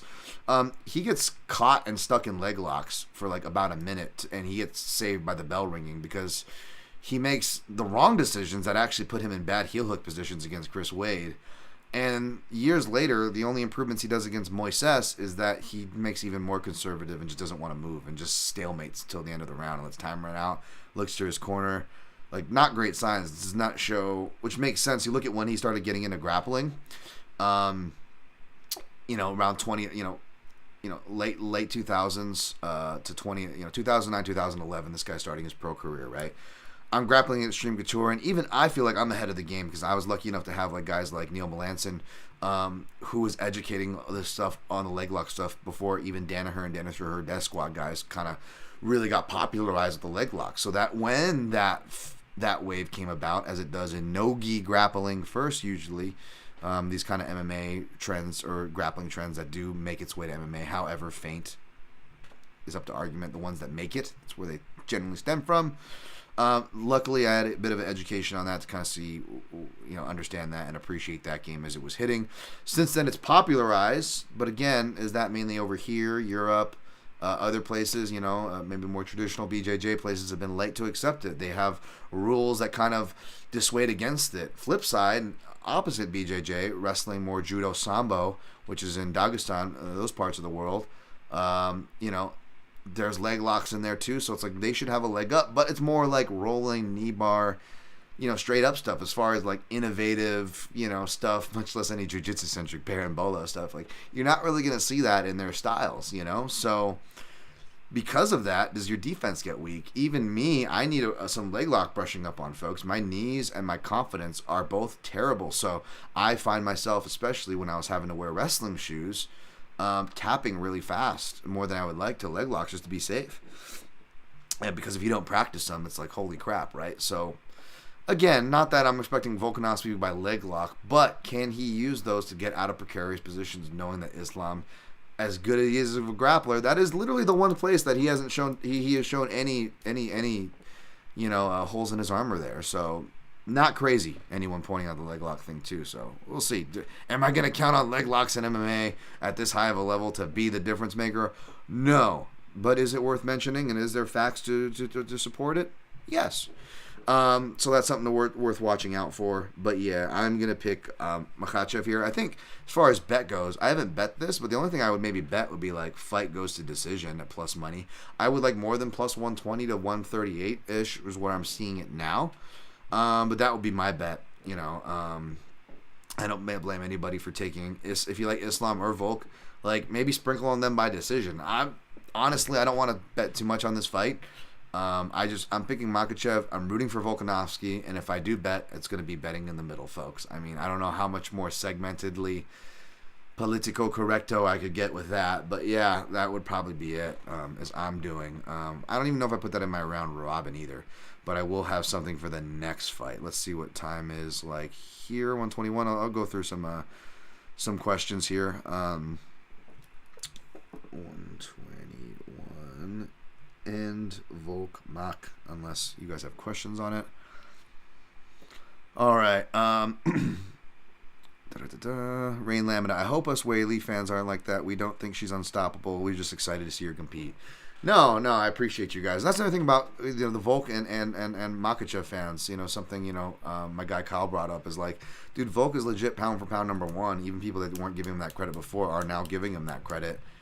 And as good as he is, even us fans of his, like we're not like acting like he's unbeatable or anything like that. You know what I'm saying? So that's why it's just extra silly. These fucking Islam and Khabib fanboys look. It's really nothing wrong with being fans of those fighters, by the way. Just, again, you know who we're talking about here. It's a specific sect of crap, unfortunately. Dan Goldstein just stopped in to leave and like and support the algorithm. I appreciate that. That means a lot. Dan Goldstein. Good luck on the weekend and the chat. Oh, look at that. Wishing me luck and the chat. Thank you, Dan. I wish you the best of luck, too. Gaia Nightlord says, you mentioned process-based versus opportunistic fighters. How does a process-based fighter defeat a good opportunistic, low-output, heavy-handed fighter? Usually you take them you make high-percentage choices, you take them into deeper waters. It's easier said than done, but that's basically it. Not throwing yourself out of position, both in a grappling and striking sense. And where you do throw yourself, make sure you're heading in a high-percentage direction. Really what it comes down to. How good is that process?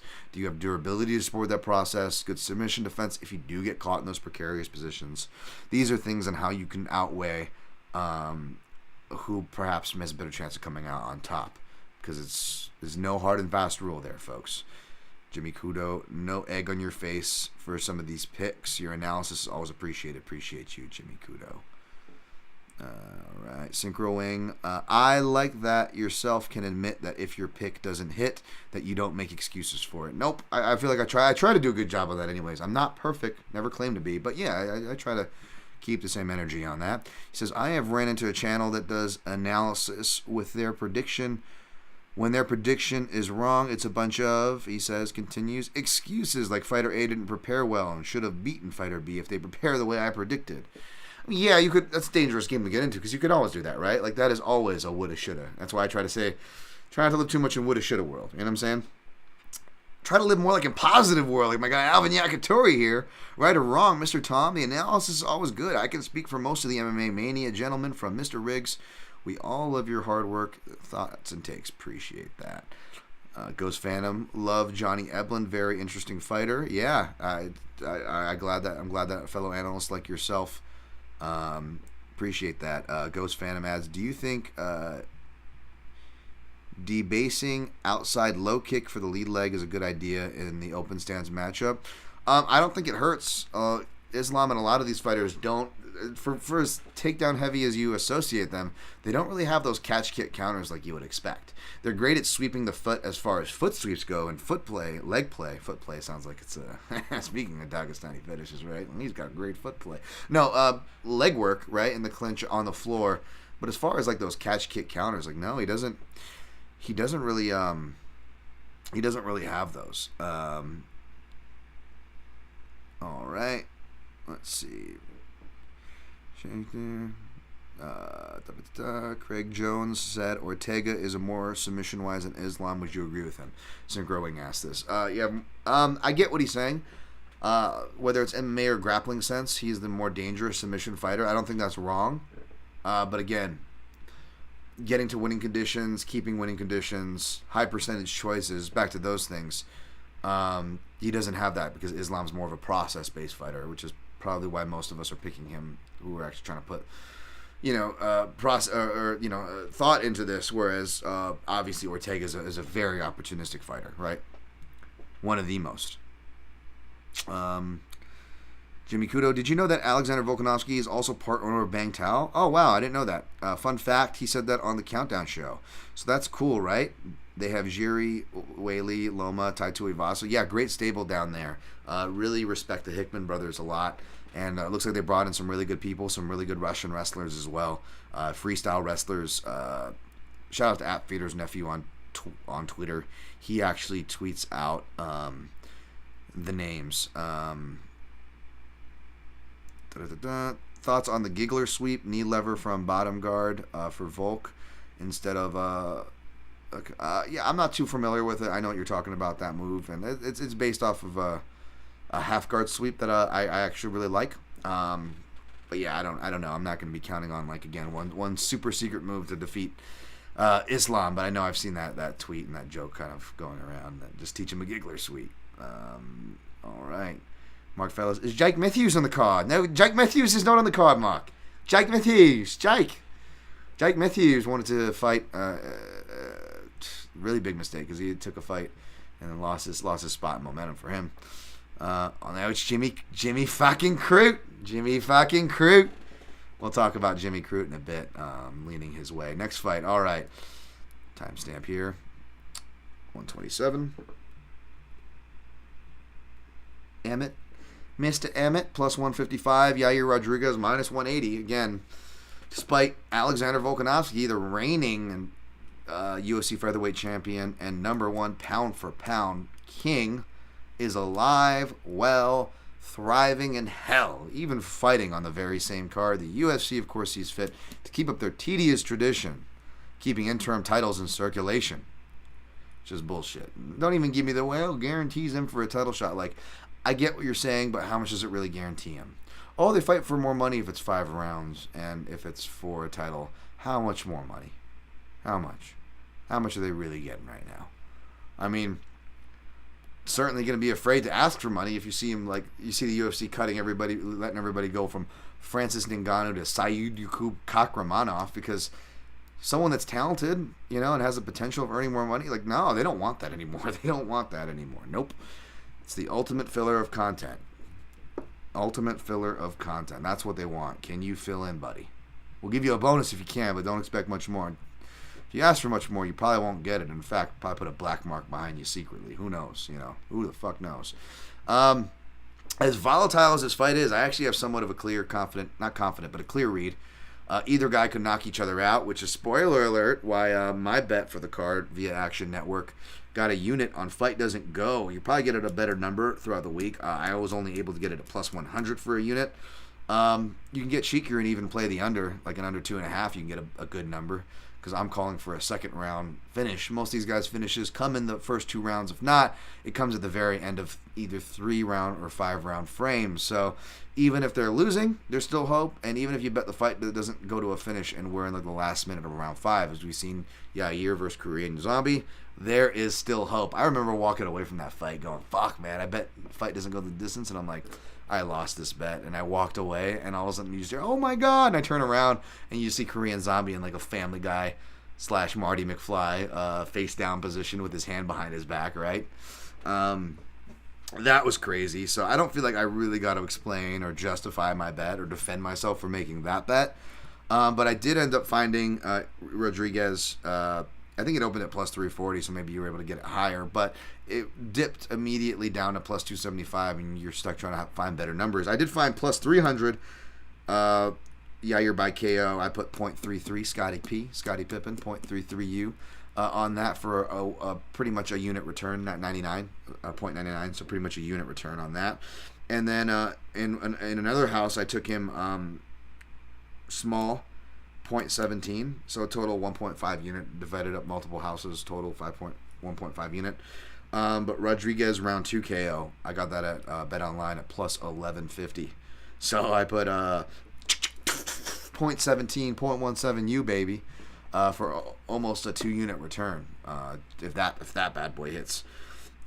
Because basically, even though Rodriguez has low hands that are really suspect and does these low swooping things that I thought was going to get him in trouble, and low-handed stuff against the cage, he's going to have the big cage to be more forgiving to his really bad footwork and poor defensive choices.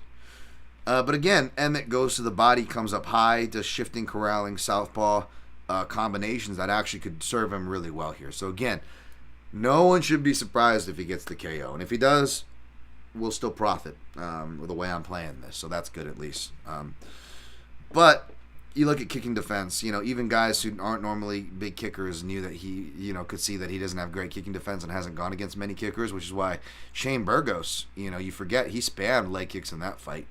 And of course, he goes to the body as well. And of course, on the wrong end of a suspect decision. It probably should have been a draw, to be honest, how I scored it. You go 10-8. It's borderline 10-8 because Shane Burgos tries his damnedest to fight his way back for the 9. I wouldn't mind if he got the 9, by the way. It's not like a hard 10-8 even for me, someone who wants to see more 10-8s. But those first 2 rounds, even Emmett didn't look good. He literally was hurt to the body and the legs in the second round, and was hurt to the legs visibly, both from his knee thing in the beginning and from leg kicks in the first round, plus just being outstruck. And that's the crazy thing about this fight. At least Emmett's on a winning streak, but you could make decent arguments that he lost his last 3 fights. Burgos probably should have been a draw, despite my Hawaiian bias and other people and multiple people on the night scoring it for Ige. I still scored it for Emmett, granted, but still there's an argument for Ige there, who worked the body a lot and went with counters. Again, body working counters, lovely, always representing well on the scorecards. And then, of course, the Calvin Kattar fight, which you could score that way in a way that justifies for Emmett, especially if you're giving credence to the body work. So again, far be it for me to be a hypocrite, but that Chris Lee round 4 score is just terrible. And I'm not a guy who piles on the Chris Lee train. He actually has some deceptive stats for really good scores throughout. He just has some really notable ones that are hard to defend, and of course those are the ones that people are going to fairly or unfairly hang on to, right? But yeah, there's an argument. Josh Emmett lasts his last 3. Yair Rodriguez won his last fight, a 1-fight winning streak that's off an injury TKO. And if you look at it, folks, he only has 2 other wins in the last half a decade, other than the injury win. And that's a fight that he was losing up until to the very last second against Korean Zombie, and a fight where he was arguably saved by the bell against Jeremy Stephens, though he was able to hurt Jeremy Stephens to the body. Hold that note, right? And what was the victory before that when we start getting into the back half of the last half of the decade, of the second half of the decade? Oh, well, that's the corpse of BJ Penn. Yeah. I mean, you really look at the wins and the quality of wins. I mean, it's ridiculous, you know? And, you know, say what you will. I'm a big fan of Boston Strong, Charles Rosa. But, you know, that split decision that you could argue for Charles Rosa as well. Where Yair barely made it out alive. He was throwing up, could barely stand during the post-fight. Gracious cards in Mexico at elevation, right? Ended that fight, too, on the bottom, getting pounded, just like his fight with Stephens that he won. What was the common thread? These were dedicated, you know, guys who pressured. And Rosa moved away from that after that fight. He really kind of leaned into the karate hopping. But even he was able to pressure him, you know what I'm saying? Emmett, he goes on the back foot a little too much for my liking. Now, does that mean it doesn't work for him? No, he makes it work for him. Does that mean he can't pressure? Of course Emmett can pressure. And to be honest, he'll probably pressure a lot more than we've seen him before because Yair's footwork is so bad and inviting to pressure. So I don't want to criticize him too hard because I know he's going to probably have one of his better looks, or he should, and he should be planning to, and he should organically as well, regardless if he's planning to, Emmett, as far as pressuring forward. But that is a common theme. And another common theme, again, is that Emmett, for his poking holes in his resume, he hasn't really faced a lot of kickers, and people who have kicked had a lot of success. Particularly to the body. I mean, even just punching or kicking to the body, Emmett doesn't block well to the body. He doesn't block well to the legs. And Yair has been really, I love it, man. You know, it kind of like Machida did, you know, later in his career, really sat into more Thai-style kicks than the karate kicks, or in Rodriguez's case, Taekwondo traditional kicks. You see him throw more like Thai-style kicks to the body and legs, and I love it. You know, he's still throwing his front kicks, his spin kicks, his spin side kicks to the body, question mark kicks, flying aerial kicks, spin kicks to the head. All those things are still there. But he's throwing much more practical kicks. I mean, even that Max Holloway fight where Max Holloway like put him through the ringer. Max Holloway was taking damage because of it. Because Max Holloway wasn't able to get a durable Rodriguez out of there, he subsequently had like a blown up calf by the end of it, right? So, you know, and he had all those checking hooks and certain things like that. Like, he was really looking to take Max Holloway out with his fists. And looking at some of those shots, you know, if it wasn't Max Holloway's like incredible, legendary, durable chin, like Yair Rodriguez, say what you will about the lack of defense, the lack of setups and nuance, his punching technique and boxing presence has gotten better by crude definition, but you know, by the crudest of definition, it really has. And he could have finished a lot of guys with those shots that he was landing. I mean, so he could even do it with punches here, folks. You know, with a checking hook off of these kicks. Perhaps it's going to be built off of the body and leg work will open up the headshot, right? A big devastating head kick. But I honestly seeing it being a body kick, you know. Josh Emmett, both these guys cut a lot of weight. I'm curious if they're going to have extra or less time.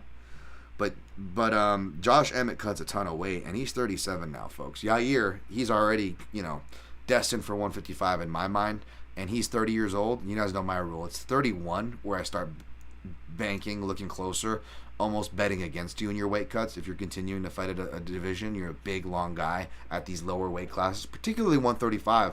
But Yair, as big as he is, he's only 10 pounds up at 145, making these insane cuts. So his time's coming soon. You know, it sounds like he's had a lot to do in camp. He's got, you know, fucked up feet like John Jones after every fight. It looks like he's got some fucked up feet coming into this. And they're not too fucked up, but, like, he's got Band-Aids over his big right toe, like, dating back, like, 2 months. And his social medias, for whatever that's worth, whatever that means. Maybe it's just mat burn from wrestling. Who knows? And it doesn't go away because it's just annoying little thing that you just because you keep training on it, right? But basically, like my bet, Yair round 2 KO. I see him, you know, it's going to be a wild fight, maybe a feeling out or wildness in the first round, but I see him cleaning up in the second round, getting a finish there. You know, Emmett's been finished in the second round before. End of the first round. So, yeah, that's where I'm going with that. I'll check the chat, but I got nothing else to say on that fight. 137. So 10 minutes on that fight. Emmett end. Let's go to the chat. Ba-da-ba-bam. Jimmy Kudo, Yair is insane cardio. Correct that can defeat Emmett? Question mark. Yeah, he does have insane cardio, and it certainly will help him. Emmett, I think that if you want to switch things up and wrestle, he's shown to be a willing back taker, but he doesn't have a game over game there, and he doesn't implement it enough because again he is on his back foot, and furthermore, not only has he stopped wrestling meaningfully since the Scott Holtzman fight, which he won, but he shoots a bunch of takedowns in that fight and he stops. It's because he gassed out, and I think it gets in a fighter's head, that fear of gassing out, and that was up at 55. I can't imagine he's going to feel any more confident down at 45, now at 37, even older, you know what I'm saying, to really push that gas tank. So I don't think he's confident enough to, even though he won that which says a lot, right, because he won that Holtzman fight, and it was 10 pounds up, and not to call fighters scared or anything, just for lack of a better word, but if you were to make an outside the box from the numbers, from watching the tape, outsider's perspective, which is me, ignorantly as it may be, it would appear that he kind of scared himself off from that. And that's not to denigrate him as a fighter, because there is nothing more scary, aside from getting in that cage, which is why you should respect all these fighters, including Josh Emmett, folks. But there's nothing more scary than gassing out. You could really scare yourself off of that, right? We've seen fighters ease up on the gas pedal and certain techniques altogether because of that. Some of my canary in the coal mine is back and legs and neck and knees and shoulders stop fighters from wrestling, is why they fall in love with their striking as they get older. That could be part of it. Another is maybe just the fear of gassing out. Your cardio, they talk about chin and certain things going, speed. Cardio is one of those things that go with age too, So that's something to consider. So Santino DeFranco said that cardio is always the first thing he looks at. Santino DeFranco knows what he's talking about. Yeah, that's a huge thing. You have to look at that. I don't disagree. First, second, third, as long as it's one of the top things, I would say. Yeah, absolutely. I'd sign off on that. But yeah, I don't think Emmett can do that if he would want to. And why I say meaningfully, because he does do takedowns, albeit at a lower rate. If you look at those takedowns, he's like stuck in that like Greg Jackson like golden era where like late round takedowns were fooling judges, right? Like he's shooting takedowns at the end of rounds. It's not good. It's not smart. It's not going to do anything for you. And Yair is really difficult to deal with and get down. Pascal Rohan, sorry if I mispronounced that, Pascal. You're the man. My biggest play of the card, he says, is Yair Emmett fight doesn't go the distance, plus 130. Okay, so we're on the same boat. He says, love to hear it, my guy, that you're on it too. Also been thinking about Volk Islam fight goes the distance. Yeah, I feel like those are my two most confident reads on both the main and the co-main. One goes the distance, one doesn't. Don't got to worry about a winner in those cases. And you get plus money for what it's worth. Don't go betting your house on it. I'm just saying that's where I'm looking. That's where others are looking, apparently. Synchro Wing. Are you familiar with Mike's MMA picks? Yeah, I love Mike. Would you ever have him on your show? Of course I would. I'm just, again, I'm having a hard time getting my own shows together. That's why I didn't do a guest this week. Giving you the guest treatment again with the Ant Walker thing. That's kind of my cheat for a guest and a recap show if I don't get to either. And again, it was just so much to deal with. Last thing I needed to do was worry about linking up. But I love Mike. Mike does great work. Would you ever have him on your show? Yes. Seems like he does his film work like yourself. He is very dedicated from what I gather. So I appreciate that. I know people give him and myself crap for those aspects of our personality. No problem with it, by the way. Give me shit all you like. But I appreciate that from him, man. I really genuinely do. Pascal says, in my opinion, co-main has so many possible ways of ending. With Emmett's one-punch power, Yair's slick striking speed could overwhelm Josh. Adds, you also have the possibility of Emmett injury stoppage. Oh, Jesus, yeah. I don't even want to talk about that, right? Yeah. Knowing that 80% of the time coming in with an injury, I would not be surprised to see the doctor stoppage from Yair's sharp elbows and knees. Could be something interesting worth locking out. Therefore, Rain Lamina, are you sad that Josh Emmett is getting a title shot? He doesn't have anything for Volk or Yair. I mean, he lost to Couture if you judge round by round. It does suck, but I will say I don't want to, just because I'm questioning the validity and shitting on that, doesn't mean I'm shitting on either of these fighters. Josh Emmett in particular is a guy that deserves your respect, man. I'm a big fan of his story. He actually started in traditional martial arts too, kung fu and stuff. So come from a similar background in that sense, even though I did taekwondo as well, like Yair. But he I believe, single family home, lived with his mother, which I get. I believe he's even had to protect his mother on multiple occasions, which I get. And that's part of the reason why Josh got into martial arts. I believe, shout out to Brendan Fitzgerald, Fitz Nation podcast. I think this was his interview. I gathered this information. But yeah, like he got into it to defend his mother as a teenager because he was just like the man of the house, but he's a teenage boy. And like, I really sentiment with this story, man. So, seems like a good dude by all accounts. So nothing but positive wishes to Josh Emmett. I'll be very happy if he wins this. If again, I'm picking Yair, I'm picking Islam, but like as people and like who I'm like my heart's probably with, I'm probably rooting for Emmett and Volk, easy Volk for sure, Volk. But yeah, I'm probably rooting for Emmett as well. Like if you really, not that it should matter, not that I dislike Yair. Yair is a bad person, but like yeah, I like Emmett. I like Emmett more, for what that's worth. All right. The Jack Slag timestamp play. Hello, I'm not Jack, but I am timestamping all fights gone by. Jack Slap podcast, boy stab notes for each episode. My goal is to create an ultimate timetable of contents organized by playlist for all who of the Honorable Jack Slack podcast. Much love, Dan. Left you a like and a sub. I appreciate that. Thank you. And that's like the Lord's work you're doing. I hope Jack's throwed you something if you do the timestamps for him. I figured out how to do it. It's more a time thing. I'm trying to figure out how to do, folks. I figured out how to do it, but how do you get it to where like when you scroll over the YouTube time bar and it just shows it like in the time bar in the picture? Like I have it to where I have it as linkable in the show details on YouTube, and you click that, and then it jolts you on the video screen to where the link you clicked. But I don't know how to do it where it shows up in the actual like thing. That looks like super professional. Anyone wants to help me on that, feel free. 1 minute 45. Let's go to Jack Della Maddalena, and then we'll speed through the rest of these. Minus 305, Randy Brown plus 255. Money coming in on Jack or Randy? It was open high. No, money coming in on Randy. Yeah, it was open at minus 350. That is high. So I don't blame anybody playing Randy Brown based on that. When I went to look closer at the fight, though, man, I am Jack Della all day. He just does so much stuff that I like.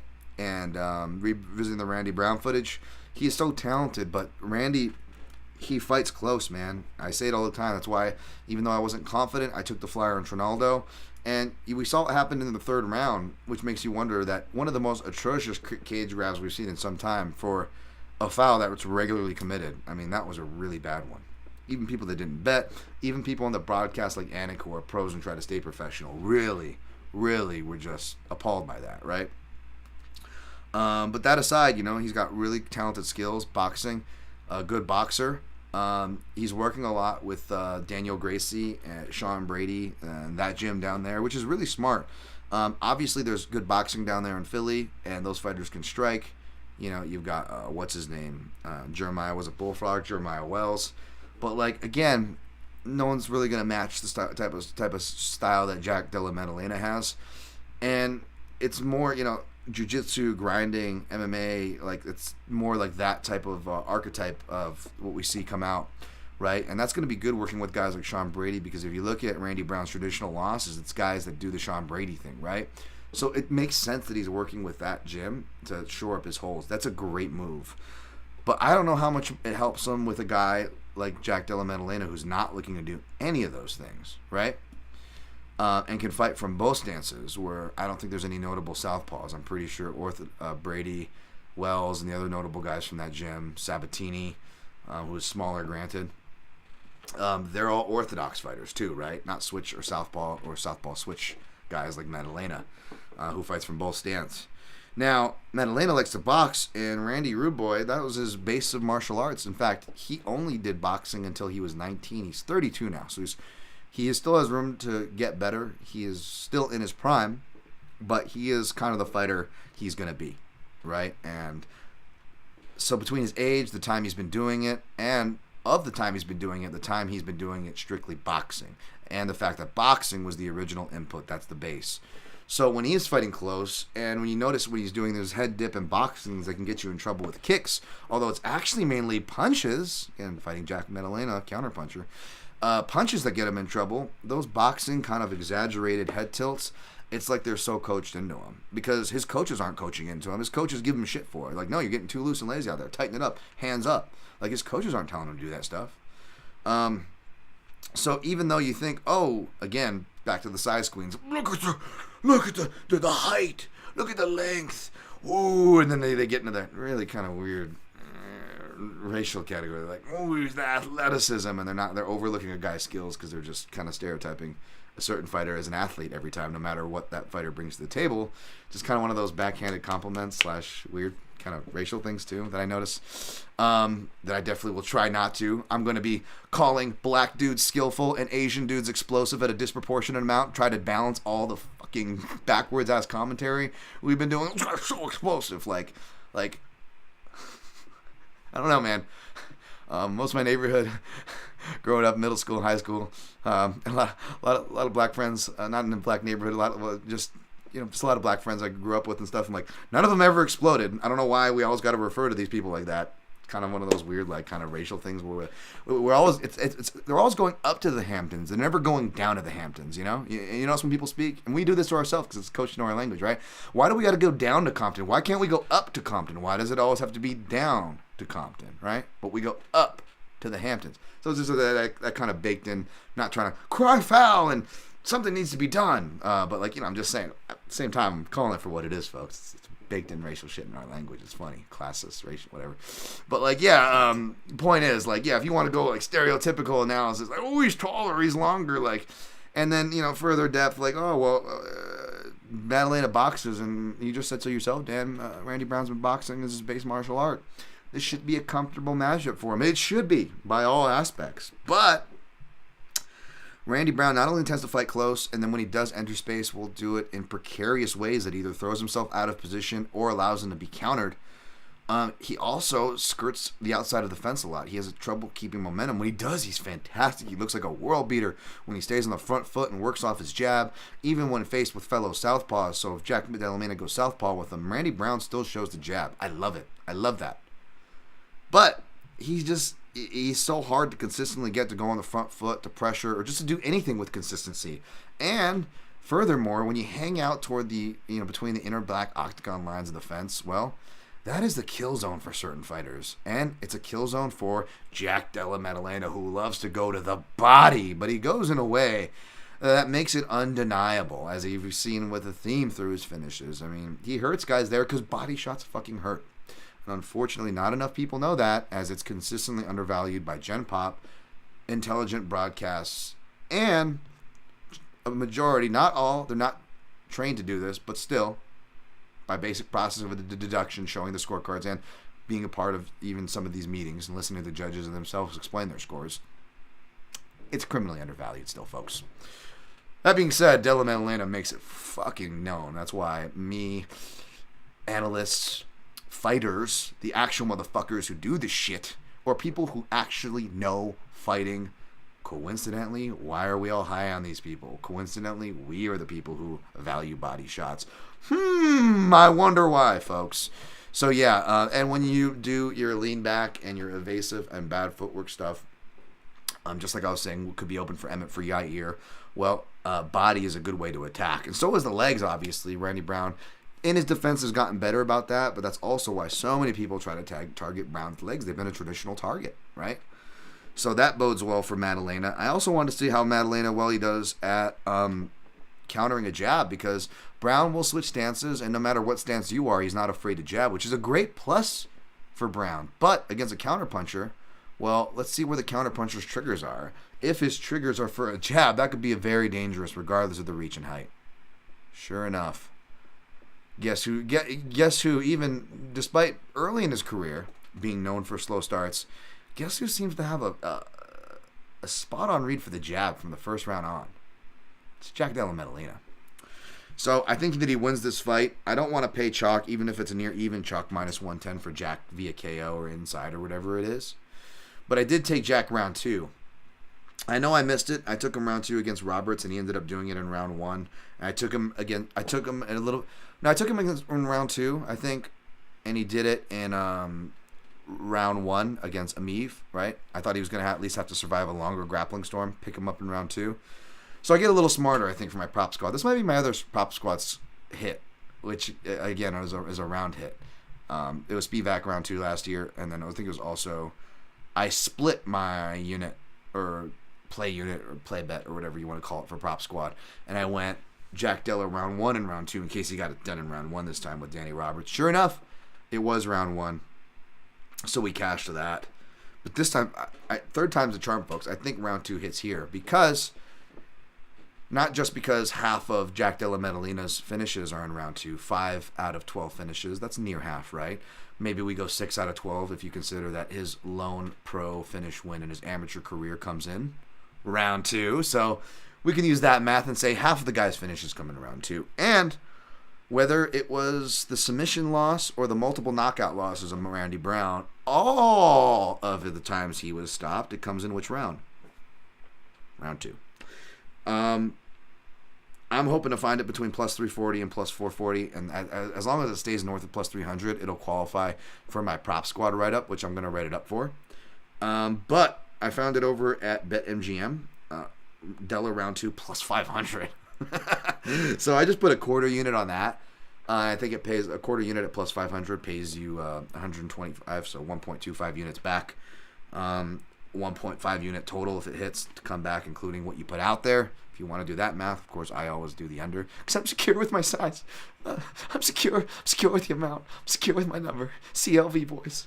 But yeah, that plus 500 is pretty nice. It won't be nice if it doesn't catch. It'll be all for naught. But yeah, for what it's worth, that's a nice number. If you're shopping around, you gotta shop around. Shop around. But yeah, that's what I'm going for. I feel pretty confident. Rodriguez KO and Della round 2 are going to be on my round robin. As per usual, I usually only have like 2 of the legs down for you guys, and I'm still figuring out the rest. But again, I still got to do my quick picks and prognostication, so I got to study the rest of those. Even though I have an idea of where I'm going for at least Crute Menifield. We'll get to Porter Tafa here in a second and blow through the rest of these. But yeah, at least I got those 2 for you, and we'll do my due diligence for the full card preview on Fight Day I do with my guy Aaron Bronstetter. All right, 155 and Jack. All right, yeah. So I wanted to do the southpaw thing because Justin Tafa minus 130 opened as a slight favorite. A little bit of money came in on him. Parker Porter, you can now get for plus money, plus 110. I'm obviously going to be looking toward Porter because it's a close fight and he's durable and he's got more of a process. He's more well-rounded. So if he can avoid getting knocked out. Which Parker Porter, he got knocked out by John Jones in 2008. He gets knocked out by a dude in round 1 in 2013, a decade ago.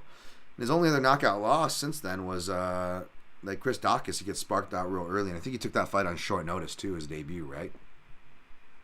Pandemic era. Again, so be real curious. I'll be looking at Porter, maybe, Porter by decision type of overs to see what their place. Who knows? Maybe I still pick Tafa, folks. I still got to look at it. But I got to go. He doesn't face any notable dedicated southpaws, but I got to go see if Alan Badeau switches stances and if Carbo Parisian. Shouts to my guy Brazchuk, Josh Parisian, Carbo Parisian, the long-lost Parisian brother who was misplaced in the Midwest and was forced to survive off of carbs. I got to see how much stance switching that crazy guy does. He's mainly an orthodox fighter. But yeah, that's the only thing I'm going to add to my southpaw report. And I wanted to get Josh Chasubao, studied because he's facing Melsik Baghdasaryan. Of course, Josh is 0-1 officially against Jalen Turner, who will switch stances, but is listed and primarily dedicatedly fights from southpaw, right? But that was also up a division short notice. I want to see how he's acquitted himself, particularly against Charles Jourdain, who is a switch stance fighter who fights a lot from southpaw. That was a competitive fight, split decision. So I'm going to go see how Josh Chasubao looked there. Even though that's a pick'em, a competitive fight, maybe not one you want to put a lot of money into. It's one of the worthwhile fights as far as an analytic or worth the shit perspective. No offense to the other fighters. Let's just be honest. It's a lot of filler stuff.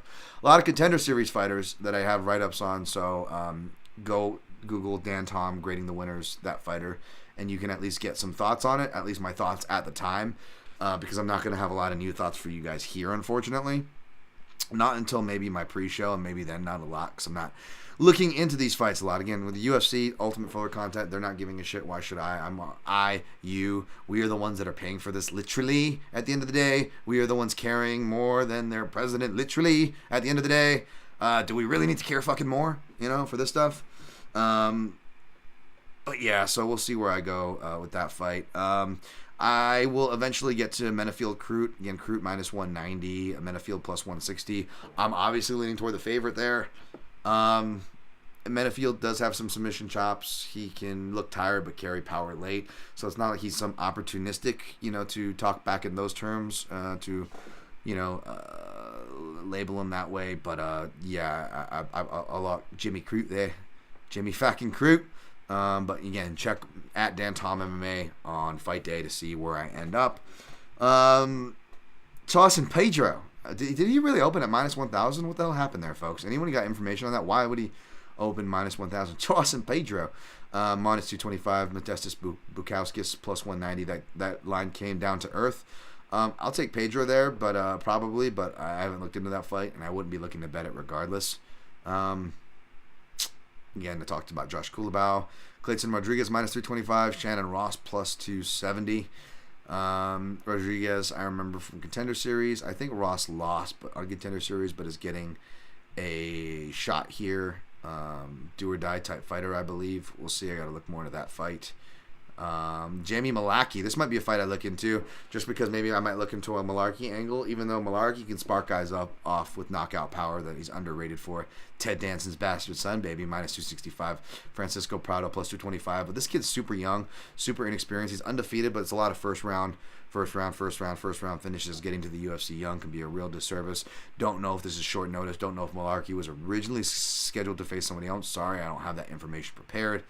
Prado is a Brazilian Jiu-Jitsu purple belt. Is his only real notable rank there. Whereas Malarkey obviously has got a lot of pancration experience. Good grappler, can hold his own. Trains a lot with Makhachev-Volkanovski along with Josh Kulabau. So I really like both those fighters. So I really want to research their fights.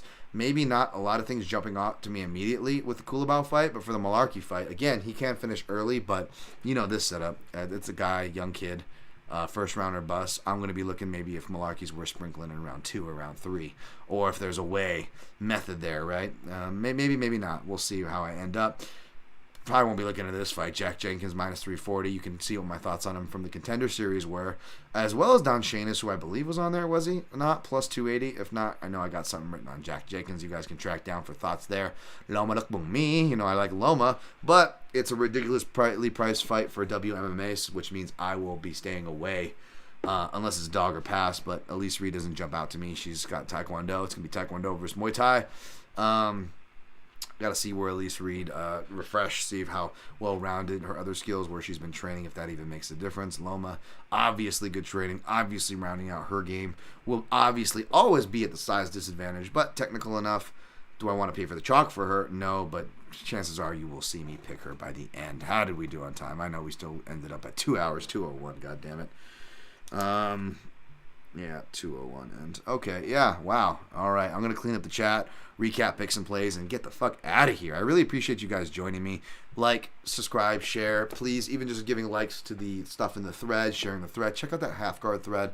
It's not as sexy. It's like a link embedded in a quote tweet, so it doesn't jump off the page when you scroll my timeline on Twitter, where I'm most active at Dan Tom MMA. But I appreciate you guys. And again, like and subscribe here, Dan Tom MMA. Now it matches the YouTube. I changed that, baby. 5-star ratings and reviews as well. Appreciate it. I see the Jack Slack dude mentioning how to do things, giving me some pointers there. I appreciate that. It says if you start with the value ahead of the video and scroll bar thing, it won't show up. So make sure you always start with your timestamp in the description with 00. Okay. So I put the 00 first before I put anything else. Is that what you're saying? I'll take it. I'll experiment with that. Maybe I'll put start 00 or just put timestamp in the description. Yeah, 00. Yeah, I guess. Yeah, I'll put 00 in the beginning of where I list the timestamps. Jack Della, just lovely body work. You know what's up, Ghost Phantom. I ain't got to preach to the choir when it comes to you, sir. Rain Lamina. Seriously, Dan, you are correct. You are correct about the timestamp guy. He is doing the Lord's work. Yeah. Shouts to you. You're getting love in the chat. Look at that. The Jack Slack stamp and playlist project. Labor of love. Much appreciated. Public service announcement from Ghost Phantom. Let's start ending combos with a left kick to the liver, whether you're ortho or southpaw. That's right, baby. I love, you know me. That was my return. I'm like a Muay Thai fighter in the sense of whether you land on me or not, I'm coming back with something fucking hard to your legs or your body in kick form. You bet your ass. And nothing you can do about it. I'll tell you about it. I might make a PYN timestamp. I would appreciate it if you do, but you don't have to, sir. I appreciate it. I appreciate you being here and the like and subscribe. So honestly, just thank you for doing that, and thank you on behalf of other people's podcasts. You do it for Synchro Wing. Loma trains with our girl Whaley in wrestling. I think that's all the analysis we need. That's right. Yeah, she's gonna trend pretty well there. That's gonna help her there. Yes, I'll give an example. 0 intro to other stuff. I know exactly. Okay, cool. Exactly what I thought. Thank you for that. I appreciate that. All right. Gonna recap and get out of here, folks. Again, thanks for everything. All right. Starting from top to bottom. Taking Makhachev over Volkanovski. Oh, heart is with Volkanovski, and I may still bet fight goes to the distance. Who knows? Rooting for you Volkanovski bettors and backers. Taking Rodriguez over Emmett, but, you know, hearts with Emmett, for what that's worth. Taking Jack Della-Brown over, sorry, it's Michael Schiavello, over, why couldn't they bring him in to call this card? Over Randy Brown, Rude Boy Brown. Here comes the hot step, murder, do love it like that. I don't know, we'll see who I take between Parker Porter and Justin Tafa. My heart will be with Porter regardless of where my pick is. Check the quick picks and prognostications over on Junkie, which will be posted on my timeline on Twitter at DanTomMMA. Probably taking Crute over Menifield, but again, check my quick picks and prognostications on Fight Day at MMAJunkie.com. Share, like that. You can find it on Twitter at DanTomMMA, where I'm most active. Probably taking Torsten Petra over Modestus Bukauskas. But again, check me on Twitter at DanTomMMA, where I post my picks and plays on Fight Day, as well as do a pre-show with Aaron Braunstetter. Probably taking Clayton Rodriguez over Shannon Ross, but again, check my posted picks over on Fight Day at DanTomMMA. Yeah, probably most definitely taking Ted Danson's bastard son, Jamie Malaki, minus 265. But we'll see if I do any plays there. You might want to check me over at DanTomMMA if I play him over Francisco Prado. Taking Jack Jenkins over Don't fucking chain it. Oh, chain it 3 times the chain it. Sorry, for slaughtering any Irish things. You know, the guy does not speak that way. I believe he's from Australia. But, you know, check me at DanTomMMA or Google Grading the Winners to see thoughts on Jack Jenkins. You know, probably taking Loma Lookboom over Elise Reed. But again, check my picks and plays on Fight Day. At DanTomMMA on Twitter. Plays, all I got in the book right now is Rodriguez-Emmett doesn't go the distance, plus 100, a whole unit. Took a stab on Rodriguez by KO, plus 300, 0.33. Scotty Pippen. 0.33 units. Rounded out the point unit and a half in exposure on the co-main event by taking a small sprinkle on Rodriguez KO round 2, plus 1150, 0.17 units. For hopefully a 2-unit return there if that hits. Probably put that in the round robin. Or put the KO in the round robin along with Jack Della Madalena. Round 2, plus 500. I found that at BetMGM. Quarter unit. That'll probably be my prop squad play for the Action Network, so don't be surprised there. And again, I've got interest in anything over decision or dog related to Porter if I end up on that. If not, then it's dog or pass. And if I end up picking Tafa, I'll take a look at Crute Menifield if anything picks up. The only fights I may be targeting for analysis and possible plays: Kulabound, Bagdasarian, Melzi Bags, most likely for analysis and not plays because it seems pretty volatile and competitive. And again, maybe looking for some late round stuff on Ted Danson's bastard son, Malaki. Check out the half guard thread, guys. It's really good. I appreciate that, Ghost. Anybody wants to like link to it, by the way, and make a post on it or quote tweet any part of that thread and tag me, I will probably share you for what that's worth at DanTomMMA. All right, folks, that's it. Have fun this weekend. Again, I'll be live with my guy Ant Walker here on the channel. We'll be going live for the last 3 fights live. We'll be a little bit behind, probably trailing behind, so at least we won't spoil. And they will be transferred to audio commentary tracks for alternate commentary for late birds, people that just want to listen post-hence.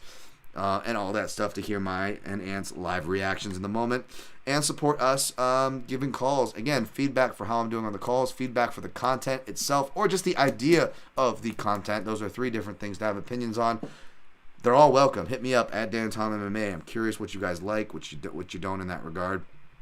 Appreciate it. So, yeah, good luck on your picks and plays, and always protect your neck.